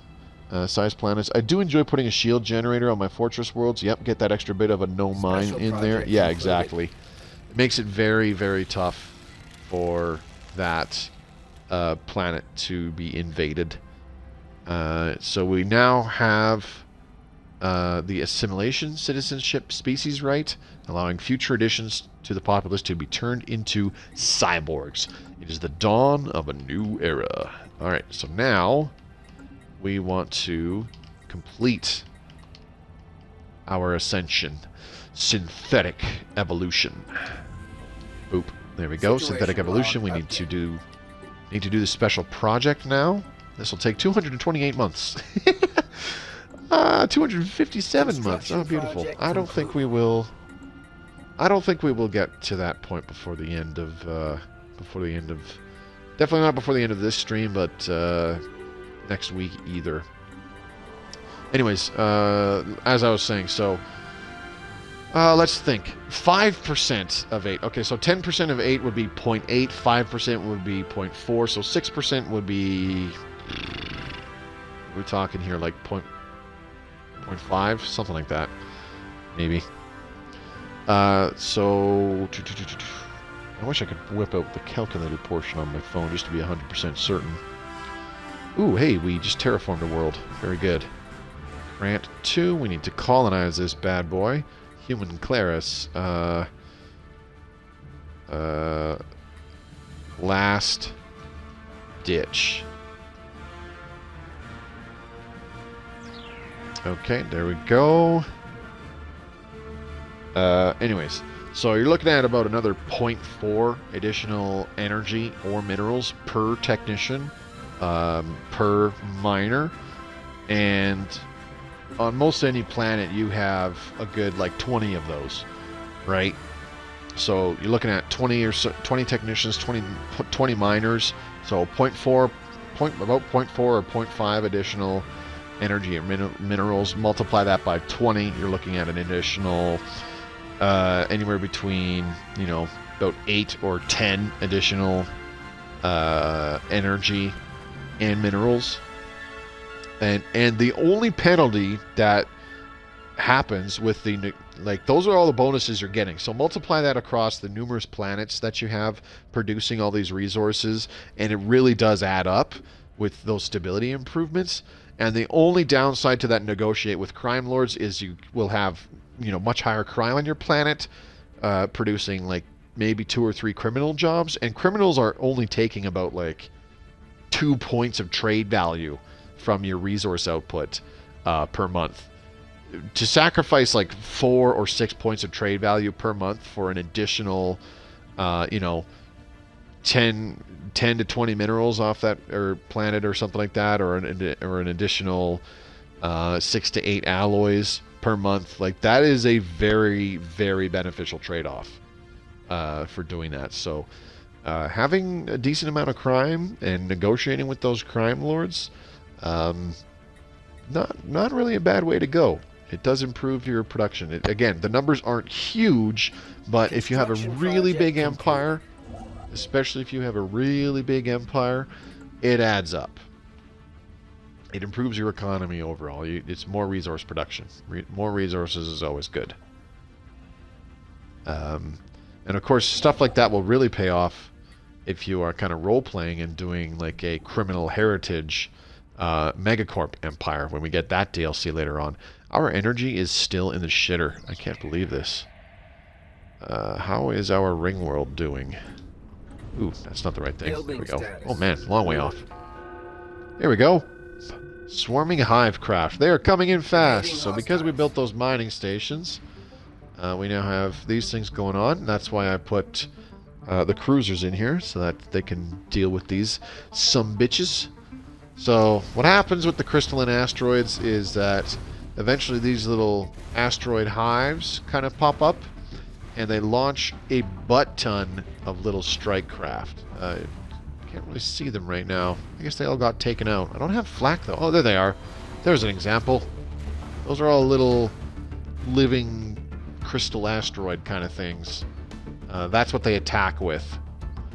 But yeah, you gotta destroy their hives is the best way to take care of them, and then the little crystal strike craft go away because, you know, you killed them all. Otherwise they take out all your mining stations and you lose out on a fair bit of minerals output each month. Like look at this system alone, 54 minerals per month, just because of these 5 stations that we built in this system. I'm pretty sure this system is only available if you have Leviathans, as I do believe the crystal asteroids are a pseudo guardian that Leviathans added to the game. Kind of one of the more interesting systems. Very beneficial to get it under your control, in my opinion. Alright, Titans, swing that big-ass boss cannon around and vaporize that asteroid hive for me, please. Oh, the strike craft are attacking. Boom! There. Oh, that didn't kill it? Alright. Come on. Take it out before the strike craft eats you alive. I don't think I'm going to lose a cruiser. I hope not. Come on. There we go. Asteroid hives defeated. Our forces have managed to smash the alien hive asteroids in the Najaga system. They are once again dormant, and we are not detecting any more of those vicious attack craft. One of the asteroids is still reasonably intact despite the damage inflicted upon it. We should consider dispatching a science party to see what we can find inside it. Prepare an away team. Investigate the hive asteroid. Let's take a look-see. Alright. Dormant Hive asteroid. Let's get a science ship somewhere nearby. Landra, chill. Oh, you're close. You're nice and close. Let's get you to do it. Here we go. Are they actually rated strike craft? Yes. So if you send in a fleet with a butt ton of flak and whatnot, oh, they eat that alive, man. I've done that before. I sent in a fleet of nothing but destroyers. Of course, this was in the older version. I haven't done it since we got this version because I haven't encountered this system very often. But in the older version, I actually sent in a fleet of destroyers that were set up as picket ships. Oh, what the hell? No, no, do not go through the L gate. What are you doing? No. These guys are trying to get themselves killed. Ugh, you're insane. There we go, that's better. They were going to fly to Rixakar's Maw, which has a contingency fleet, I might add. And then they were going to use the L gate to come out the Gindor Black Hole system, which has a contingency fleet. Ugh. Logic. Alright, motes, we got a fair bit coming in. Let's sell 500 of those. Let's sell 500 crystals. Begin the destroyer spam. Yeah, exactly. Anyways, it was only a fleet of about, I want to say about 30 destroyers. But each one had, how many can that fit? That's, oh man, I'm having a brain fart because of fear reporting stuff. That's what, 3 flat cannons per destroyer, right? Because you can put one in the front, 2 in the back. Yeah, I'm pretty sure it is. Anyways, so yeah, each destroyer had 3 flak cannons, and they absolutely shredded all those little asteroid strike craft. And then the other items were, I think, just plasma cannons. So it took them a bit to destroy those asteroids, but I suffered 0 losses just because I had so much flak. 30 destroyers, each with 3 flak. That's 90 flak guns shooting down those strike craft. It was pretty comical. You could actually see it in the battle too. Like they flew in there and you saw the little flak guns shooting, and the little asteroid strike craft were like quickly disappearing because the flak was just decimating them. It was really funny. Okay, we need to build up some defense platforms, I would think. So let's go ahead and here we go. Get some there. Let's get some in Gothia because got none. Actually, this isn't even a citadel is the other problem, so let's upgrade that. And where else? Rixim. Colonization phase commencing. You need some stuff too. Do you have a catapult? Yes, you do. Okay. There we go. That's what I want to see. All right. I do not expect that to save us at all. I don't. It will not hold off a contingency fleet whatsoever. But you know, it will stem the tide a teeny tiny bit, not a whole lot. Oh boy. About a half hour left in the stream. What? Lurk? What about lurking? Yes, you do that all the time, I know. Alright.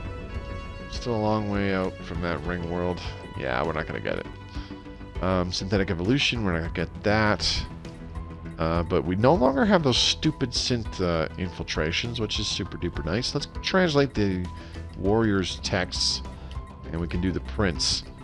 There's so many special projects that are just chilling that we never took care of. I feel kind of dumb for not doing that. I'm usually all over those. Okay, battlers. You are on the way. Oh, big yawn. Whew, I'm a little sleepy. I don't know what I'm going to do with my fleets. Substance abuser. Okay, whatever. You do substance abuse. We don't have the naval capacity to build more ships, which really sucks, because we have 21,000 alloys. We've just been sitting back building up alloys for the last little while. Every 3 months we would get another 1,000, because we did have, you know, they had like what, 380 alloys every month, which I don't think is a huge amount, but when you sit around doing nothing for a while, it does add up eventually. Jeez, what the hell am I gonna do?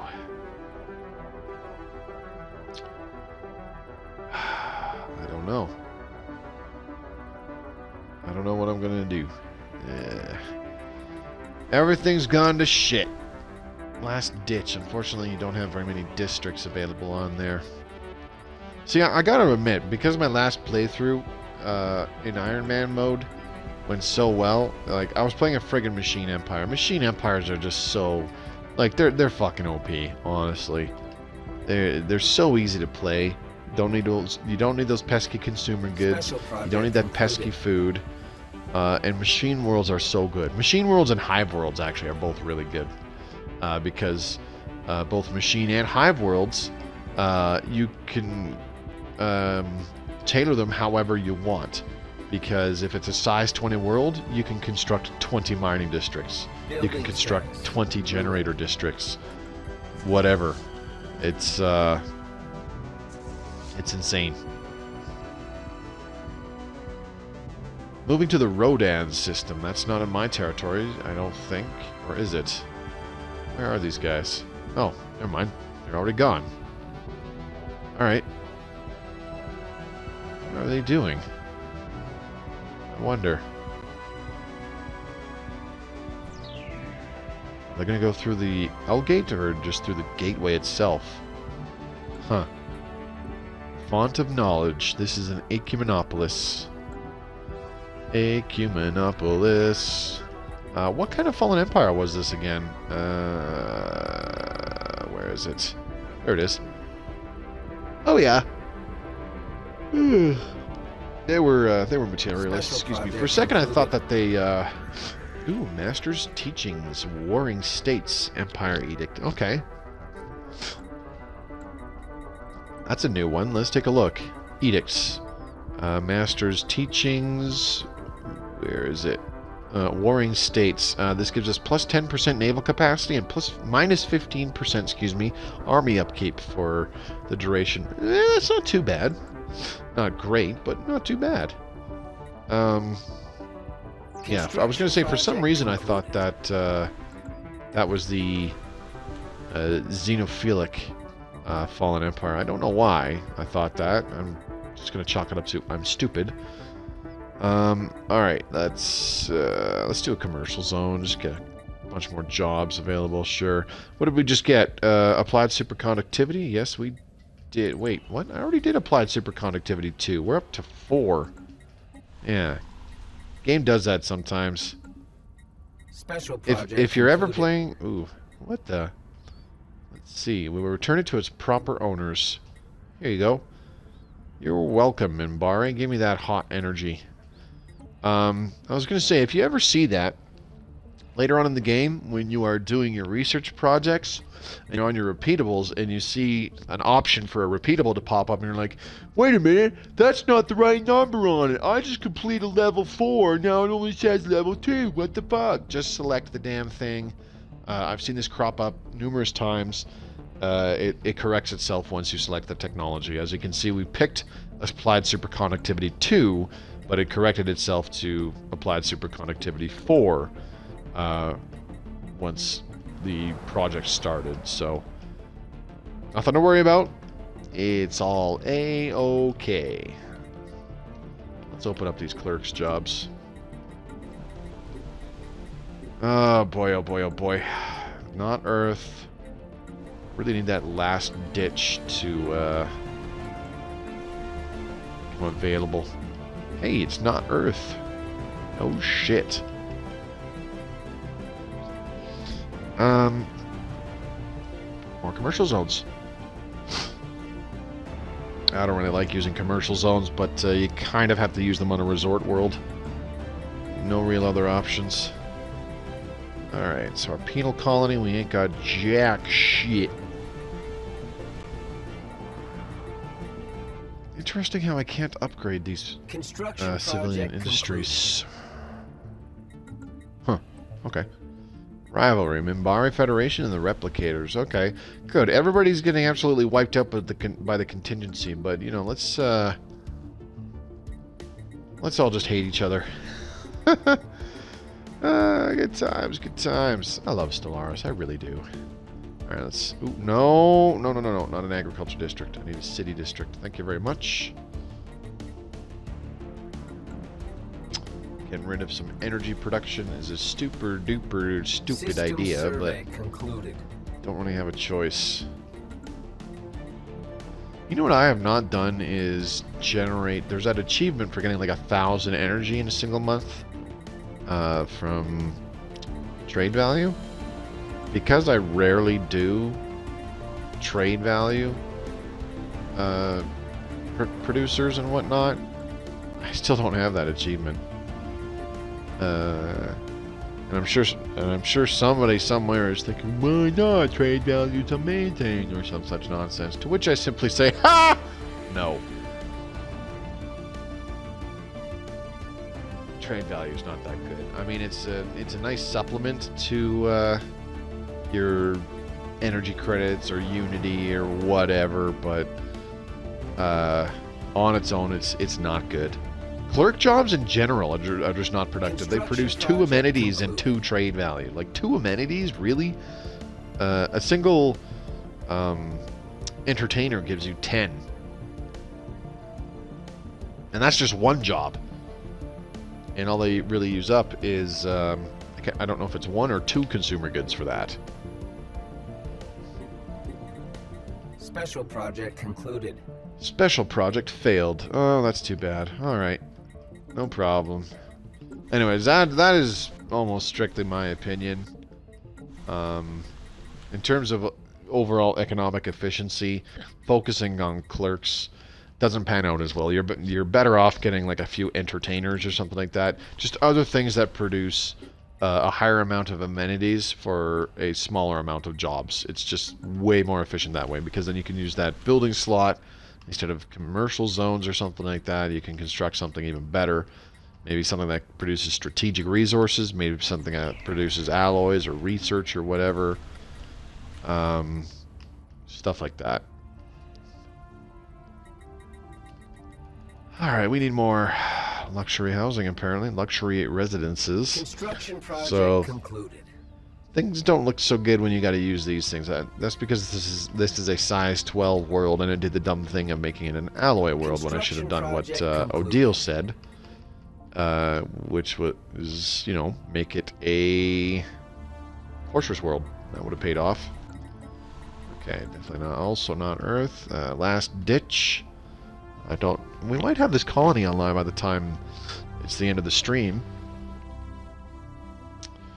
Ooh. Anyways, I gotta admit, the last 2 weeks I have not really been playing a heck of a lot of Stellaris. I really enjoyed playing Massive Chalice over the last 3 weeks on stream. That was fun. I really liked that game. I've had it for 5 years. It was a good lot of fun playing it on stream. For once, I honestly wanted to do that like a year or 2 ago. Well, definitely last year I was strongly considering it. Doing it alongside Stellaris, but you know, a couple years ago when I still had, you know, pretty much no viewers for any of my content, I was like, I kind of feel like playing Massive Chalice for the hell of it, and put that up in videos and stuff. It was a lot of fun, but in my free time, I'm still playing a lot of Age of Wonders Planetfall. That is such an awesome game. I really like it. Turn-based strategy games are really up my alley. I hate to sound like I'm floating my own boat, but I'm fucking good at them. Or at least I can get good.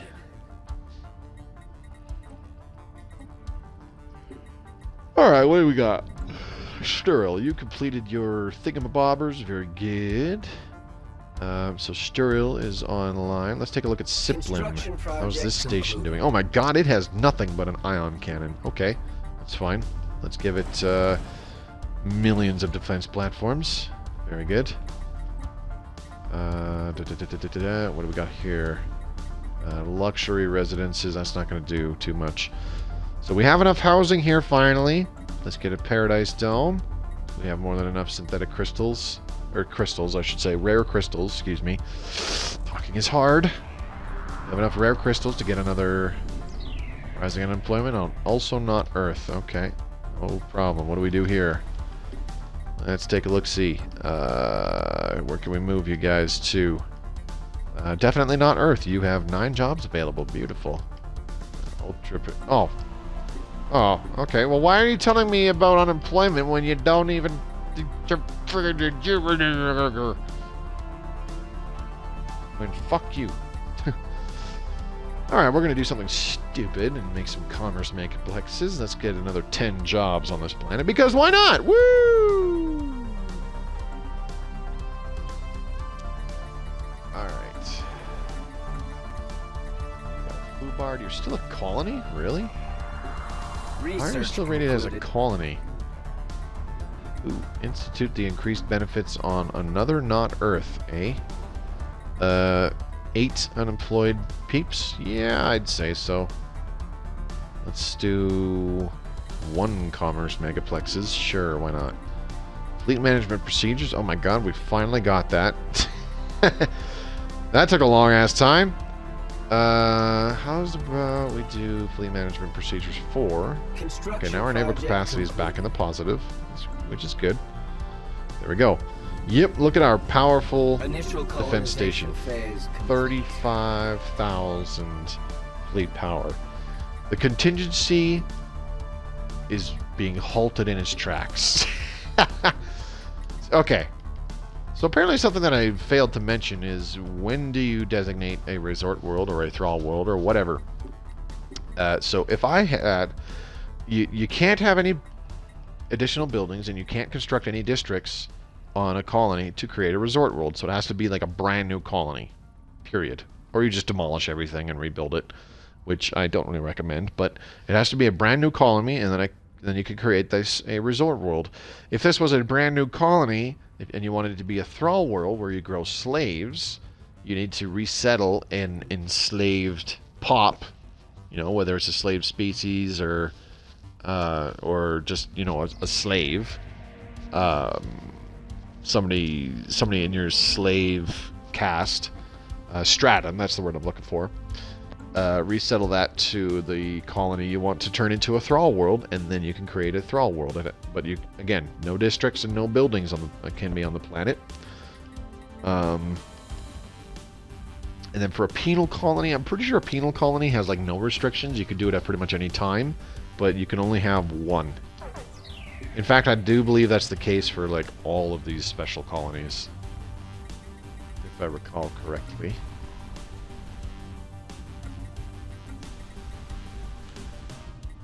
Oh my god. Oh. Excuse me. End martial law. Let's end martial law, shall we? GTFO. Planet modifiers, forest fire, reduced food from jobs. That sucks. Uh-oh, we have another fleet incoming. What is it? Where is it? Ooh, wait, no, not a research lab. Let's do a... Hang on. Let's do a research institute, because this will give us a science director, but increase the output of all of our researchers on the planet by 15%. There we go. And where are you? Oh, hey, you're back in Alpha Centauri. Okay. You do you. About 15 minutes left in the stream. I started late today. That kind of stunk. I don't like starting late. But it's all good. Stuff happens. So after tonight, Thursday. Not Sunday, Thursday. That is when I start streaming Battle Stations Pacific. That was the next viewer voted game that people wanted to see me play on stream. So I'll start streaming that. I'll do it for the rest of December, probably partway into January, if not all of January, because we do have holidays coming up, and I don't intend to do a heck of a lot during the holidays. I want to make sure people, you know, go visit family and all that crap. Because, well, actually, that's a good... Never mind. Will there be any fucking... Is anybody going to be able to visit their families for the holidays? I wonder, because they're talking about closing the provincial borders here where I live. Good times. Anyways. We'll see how that goes, but I intend to just kind of cool things down for the holidays and just relax a tad. That's just me. But what's the other thing? So I'm looking forward to trying out Battle Stations Pacific. I've heard nothing but good things about Battle Stations Midway and Pacific. I know they're both like 10 years old. You know, 360 games, right? But I'm looking forward to trying out Pacific for myself and experiencing what that game has to offer for me and the cool stuff you can do in it. So it should be fun. And let's do a Commerce Megaplexes. Sure, why not? And then after that, hopping on the PS4 to stream Detroit Become Human. I'm hoping that only takes a couple weeks because I've heard it's a pretty short game. So I'm hoping that only takes a couple weeks, maybe 2-3 weeks to stream that, kind of like with Massive Chalice. And then after that is The Last of Us Remastered, which I've never played The Last of Us. And of course, it's one of those games where you hear about it and you hear nothing but good things and everybody's played it. Oh my god, you haven't played The Last of Us, blah blah blah blah. No, I've never played it, so I'm looking forward to trying it out for the first time. It'll be all recorded live. I'll be going through it the first time on stream, so you get to hear me go, what the fuck? And I know nothing about The Last of Us. All I know about is how pissed off people were with The Last of Us 2 and how the main character in the first game dies in the first, whatever, hour or two in The Last of Us 2. The guy that you played for the entire game, blah, blah, blah, that kind of shit. That's all I know about it. System survey concluded. You know, the important stuff. We are out of energy credits pretty shortly, so we need to rectify that. Let's sell 10,000 food. Goodbye. Let's sell another 500 motes. Let's sell our dark matter. We don't need it. There we go, and we got a lot of energy back. And of course our minerals are back down at plus 95. Woo! Looking good. Oh boy, I need to go back through our colonies. I can't build any more energy districts there. That's too bad. I don't know if I'm ever gonna... I don't see... See, alright, I'm gonna be real. If this was not a stream game, I would have given up on it a long time ago. Sometimes there just comes a point where in certain games I'm just like, holy fuck, this, like, everything's gone to hell, and I don't really see myself being able to recover from this. So I just say, fuck it, I'm going to start a new game. This would definitely be one of those games where I do that, because Construction project concluded. Everything's gone to shit. Ooh, do I want an exotic gas refinery? Because they use up a lot of minerals. Oh man, I don't even know if I want to do that. That's not a good idea.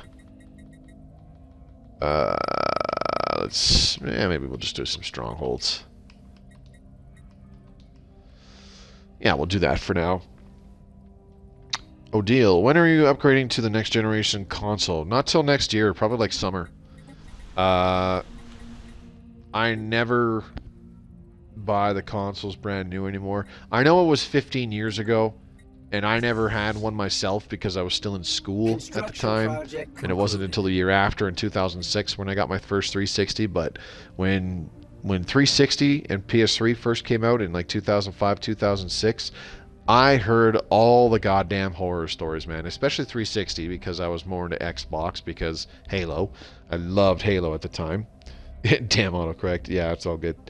But because of all those horror stories, I held off on purchasing an Xbox One when those first came out. I waited a little. I didn't need one right away. There were no games that interested me when it launched. So it wasn't until about the time that the first Destiny game was being launched that I got my first Xbox One. And then my PS4, I didn't get that until 2016, which the sole purpose for it was I really liked the look of No Man's Sky. So that's what I bought my PS4 to play. But I never buy consoles, and definitely not games, brand new anymore. I'm a fucking cheapskate. I don't really buy that many games anymore anyways. You know, I'll get maybe half a dozen throughout the year. Maybe I shouldn't say that. Maybe about a dozen throughout the year, and it's almost always when they're on some kind of a discount. So like, I'll get full games for anywhere between 10 to 15 bucks, or like 20 bucks. You know, I spent 40 bucks on what's it called? Age of Wonders Planetfall. Ooh, a defensive pact. Okay, let's do it. Age of Wonders Planetfall and its first couple DLCs. I spent 40 bucks for all that crap. I never buy the games brand new. I never buy the consoles brand new. Just too many horror stories, man. That's really what it comes down to. Diplomatic grants. What's that again? Oh, trust growth and trade attractiveness. Huh. Interesting. Improved energy initiative. Nah, let's just ignore that one. Omnifarious acquisition. Nah. Don't need that one just yet either. Desperate measures? Maybe. Ringworld frame completed. Much work lies before us. Okay, so we can start our first Ringworld section. This will be a big help because our first Ringworld section, I am absolutely doing an energy section to try and stabilize our energy. I don't think that's going to happen this stream though, and it might not. It probably won't pay off because the next stream will just get that place colonized and start getting things under control there. That's about it. Alright, last ditch. Get some generator districts and get a couple city districts. Did we do Mastery of Nature? Yes, we did. Okay, so last ditch. You need to get some pops. Let's resettle. Where are you? Last ditch. There you are. Robot. Oh, let's unpause the game. Robot. Minbari Superior, eh? Human Claris. Come on. Resettle. And resettle. There we go. Alright, how about not Earth? You have 11 unemployed pops. Let's start doing a little bit of resettling. I kind of fucked up, and the thing to do was to... I should have had some... Ooh, Jesus. Yeah, I should have had, like, districts and stuff beforehand, which I usually do, but I kind of forgot. So yeah, we're in a bit of a pickle with this low stability. Low stability is never good, but we'll be okay once we get a little bit of these things online. We're gonna just do the one generator district. We need those city districts to get the housing, get the clerk jobs, so we have some amenities. Let's get rid of that. We can do a... where the hell is it? Robot assembly plant. There we go. And then how about a holo theater? And oops, no, I didn't mean to cancel a city district. Son of a bitch. Whatever. That's okay. We'll be all right. And a precinct house. There we go. And we'll add another city district and more generator districts. And we should be okay. All right. Applied superconductivity number 5. Yes, please. Thank you. Thank you very much. So yeah, I'm not looking to get a new console until like late spring, like April, May at the earliest. If I can't or just don't get one by that point, it'll be like June, July, August by the time I get one. I'm probably going to get an Xbox Series X first because there's really no exclusives on PlayStation that ever really pique my interest. I haven't played a God of War game since I played the first God of War like 15 years ago or some such nonsense. Ooh, hey, negotiate with crime lords. Look at that. Let's get rid of the precinct houses then. And what else can we do here? Construction project complete. I don't know. Let's just wait. We'll see. We'll see how it looks when... Ooh, whoops, I did not mean to do that. Shit, I picked the wrong thing. Okay, we need catapult class. What's different with these? No upgrades available? Why can all these be upgraded? Catapult class. Boom. So yeah, I'll get an Xbox Series X first. That'll definitely be cool. And I'm actually really looking forward... Like I said, it's going to be a while, but I'm really looking forward to playing Stellaris on a newer console. I've seen the videos. The performance improvements on PS5 compared to PS4 and on Xbox Series X compared to Xbox One. Oh my god, it's pretty awesome. It'll be really cool to be able to play this game late, like in the very late stages of the game, you know, 200 plus years in, without the major hit to frame rate and all that stuff. Like, I think it'll just be like a world of difference on a newer console. So unfortunately, I don't think that we will see Stellaris Console Edition get, you know, optimized for the newer consoles. Not for several months, or not several months, not for several years at least. I'm just hoping that they don't pull Wargaming West. What Wargaming did with World of Tanks console, when it first came out, it was World of Tanks Xbox 360 edition, because it was just on Xbox 360. And that was in 2013, so like a year before Xbox One came out, right? But we had a console version of World of Tanks, and it worked. Joe, if you're still in chat, he can attest to this. He knows what I'm talking about. He played it when the game first came out as well. So it was World of Tanks Xbox 360 edition. And then Xbox One came out, but as far as we knew, there were zero plans to do much of anything to get... the hell? Max districts +1. That is a lot of ruined arcologies. Holy shit. Alright, well, I gotta start clearing these, I guess. That's a lot of resources to get rid of them, too. That's okay. Let's, resources are there to spend, I suppose. Anyways, yeah, like I said, so it was a year before the 360, or sorry, a year before the Xbox One came out in 2014. Yeah, me too, around April. Yeah, it's a ways deal, but no worries.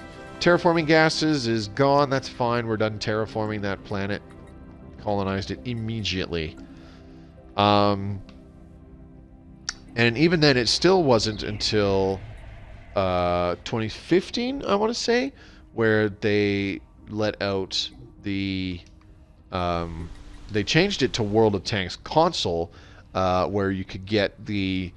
they had upgraded the graphics to HD and stuff like that, and done a lot of improvements to the game to make it look better and, you know, kind of play better on the newer consoles. So Xbox One had been out for about a year by that point, but PS4 had only just recently released, and they let out World of Tanks console coming to Xbox One and PS4 in like summer 2015, which is exactly what happened. But I am not fucking joking. It still took them 5 goddamn years. It wasn't until earlier this year in 2020 where they finally dropped support for the Xbox 360 version of the game, because there were still technically 2 different versions of the game. In the HD, or I shouldn't say HD, in the current gen consoles and stuff, you had the totally upped graphics. You had different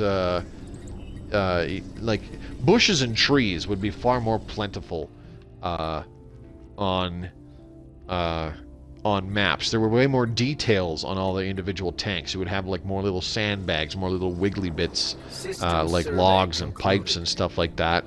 You know, equipment just kind of hanging off of them. It was just like little visual details and that kind of stuff. There was way more of them on the current gen consoles and all that stuff.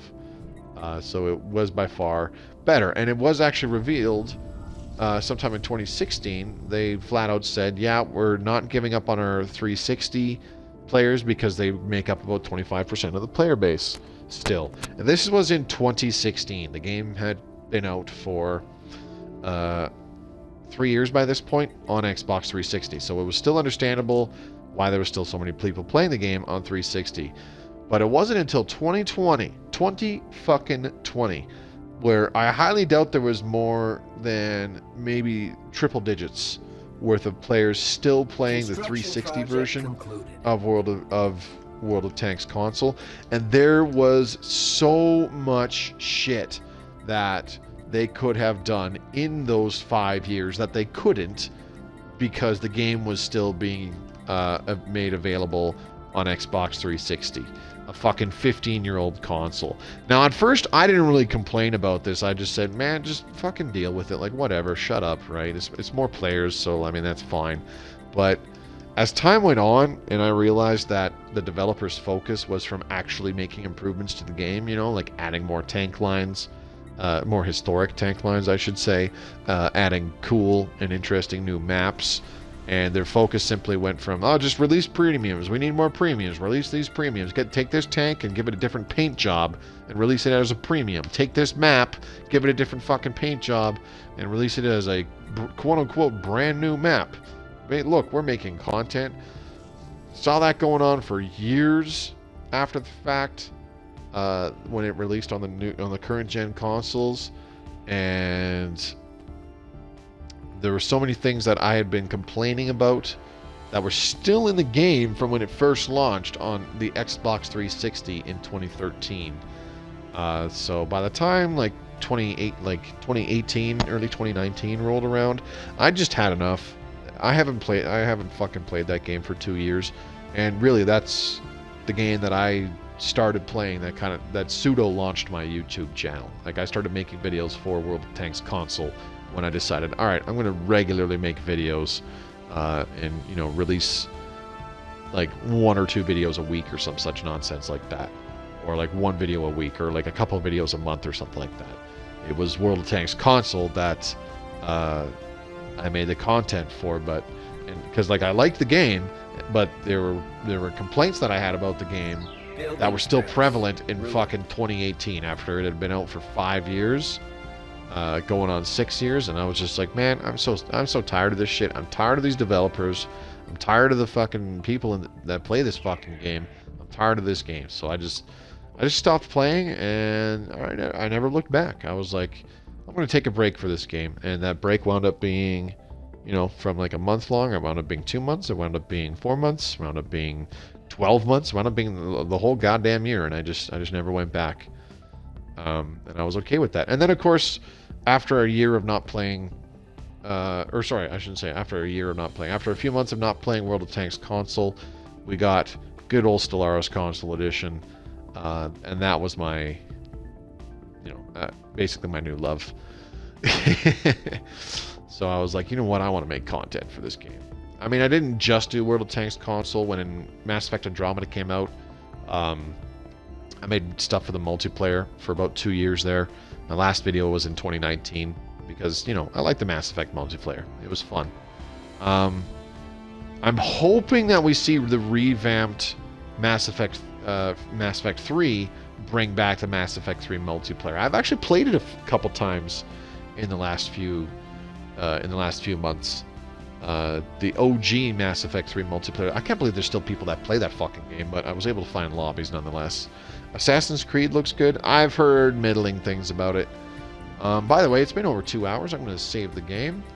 I do not see us bouncing back and being able to put up a fight against the Contingency. But I'll stream this particular save game one more time, and it's all good. Anyways, yeah, I am kind of hoping that with the release of Mass Effect Legendary Edition, I'll probably pick that up first chance I get when I see it's on discount. I don't know, I might cave. That might be one of the few games in the last like 3-4 years that I buy brand new for the full price, just because it's Mass Effect. I love Mass Effect. It's fucking best fucking video game franchise ever, hands down.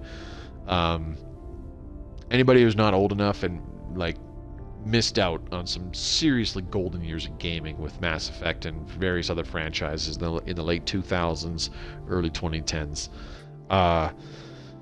Anyways, so like they didn't mention multiplayer with Mass Effect Legendary Edition, but you know, fingers crossed. I'm hoping for it. We'll see. I don't plan to like play the single player on stream or make videos of it or anything like that, because I have a whole Let's Play of Mass Effect from a good like 3-4 years ago. So I'm not really too keen on doing it again. And everybody and their mother is going to be streaming that and making videos on it. talking about the improvements to the graphics and this, that, and the other thing, and I'm like, man, why do I don't really feel like adding to the noise, you know what I mean? It'll just be something I do on the side. But if the multiplayer is revamped and we have improved graphics and there are some improvements to the overall gameplay and mechanics and fidelity or whatever, or if they just bring it back the way it is, just with amped up graphics, I will definitely go back and play that again, do things like character build guides and talk about the different guns and this, that, and the other thing, and talk about the different maps. And absolutely, I would totally make content for that, because my desire to make YouTube videos stemmed from when I was playing Mass Effect 3 multiplayer religiously, especially back in 2013. It was pretty much all I played for 2013. The only multiplayer game I played, I should say. And like, I was stupid fucking good at it. I've gone back and played recently, not as good as I used to be, because I'm pretty rusty, not really playing it in these last 5-6 years, but oh well. Anyways, that's it for tonight. Big thank you to everybody who came by to watch me playing live. Odile the Great, Joe the Frogman, JB, Tony Knott, Razor, and Social Recluse Jr. I feel like I'm missing somebody, though. Let me scroll through. No, I think I named everybody. It's all good. Joe, I hope me babbling on for about half an hour there kind of gave you a better idea of how I deal with unemployment, with all the planning ahead and all that stuff when you first get the colony and start developing it and all that jazz. But yeah, anyways. Gus and Gusano Inferno. Whenever I get really invested in Stellaris games, I'd be having dreams about strategies I could use. Yeah. Same thing with me. Like, my mind is always on, like, oh, what can I do in this game? I haven't been doing that with Stellaris lately because, like I said, I've been spending pretty much all my free time in Age of Wonders Planetfall. Fantastic game. But, hey, didn't really mention anything. Thanks for coming by the stream tonight, Infernal. I appreciate it. Good to see you. Hopefully I'll see you guys again later this week when I jump into Battle Stations Pacific. Those of you watching this on YouTube, thank you very much for watching. I greatly appreciate it. Subscribe to the channel, give the video a thumbs up if you enjoyed it. Really helps me out. I'm a small-time content creator. I really just do this for fun. So there's no there's no way to support me monetarily. The only way to do so is, as I said, subscribe to the channel, leave a comment, like the video, share it with other people who you think would be interested in this game. As I was saying earlier, Black Friday sales, you can get the game for 2/3 or 75% off, whether you're on Xbox or PS or PlayStation respectively. Great time to buy the game, and I know several of the DLCs are also on discount. I think on Xbox as well, but I know for sure that certain DLC are on big discount, anywhere between 50 to 75% off on PlayStation right now as well. So if anybody is looking to try this out, or it's like, hey, try to get a friend to look into it and see if it might be something that they like, that they can buy for themselves, now is a great time to do it with the Black Friday sale going on. So I suggest taking advantage of it. Also, don't forget to check out the links in the description below. You'll find one to my Twitch channel, which I stream this off of. Come on by, interact with me whilst I'm playing live. I stream 4 times a week. I stream more than just Stellaris Console Edition as well. Come on by and see what I'm up to and interact with me whilst I am live and playing. You'll also find a link to my Twitter feed. Give me a follow. Great way to keep in touch with me. And you'll find 2 links for Discord channels. One is the official Stellaris community Discord. Become a part of the greater Stellaris community. There is several sections for Console Edition players, and there's quite a lot of people there. But you'll also find one for my own personal Discord for fans specifically of my content. We've got about 150 members, so just a small little corner of the internet that I made for myself. Quiet little place, but we got some pretty cool people there. It's a decent place to also join if you want to talk about the game or set up multiplayer with other people.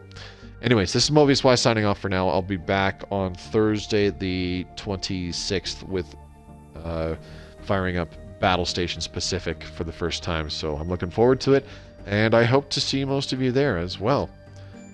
until then, take care.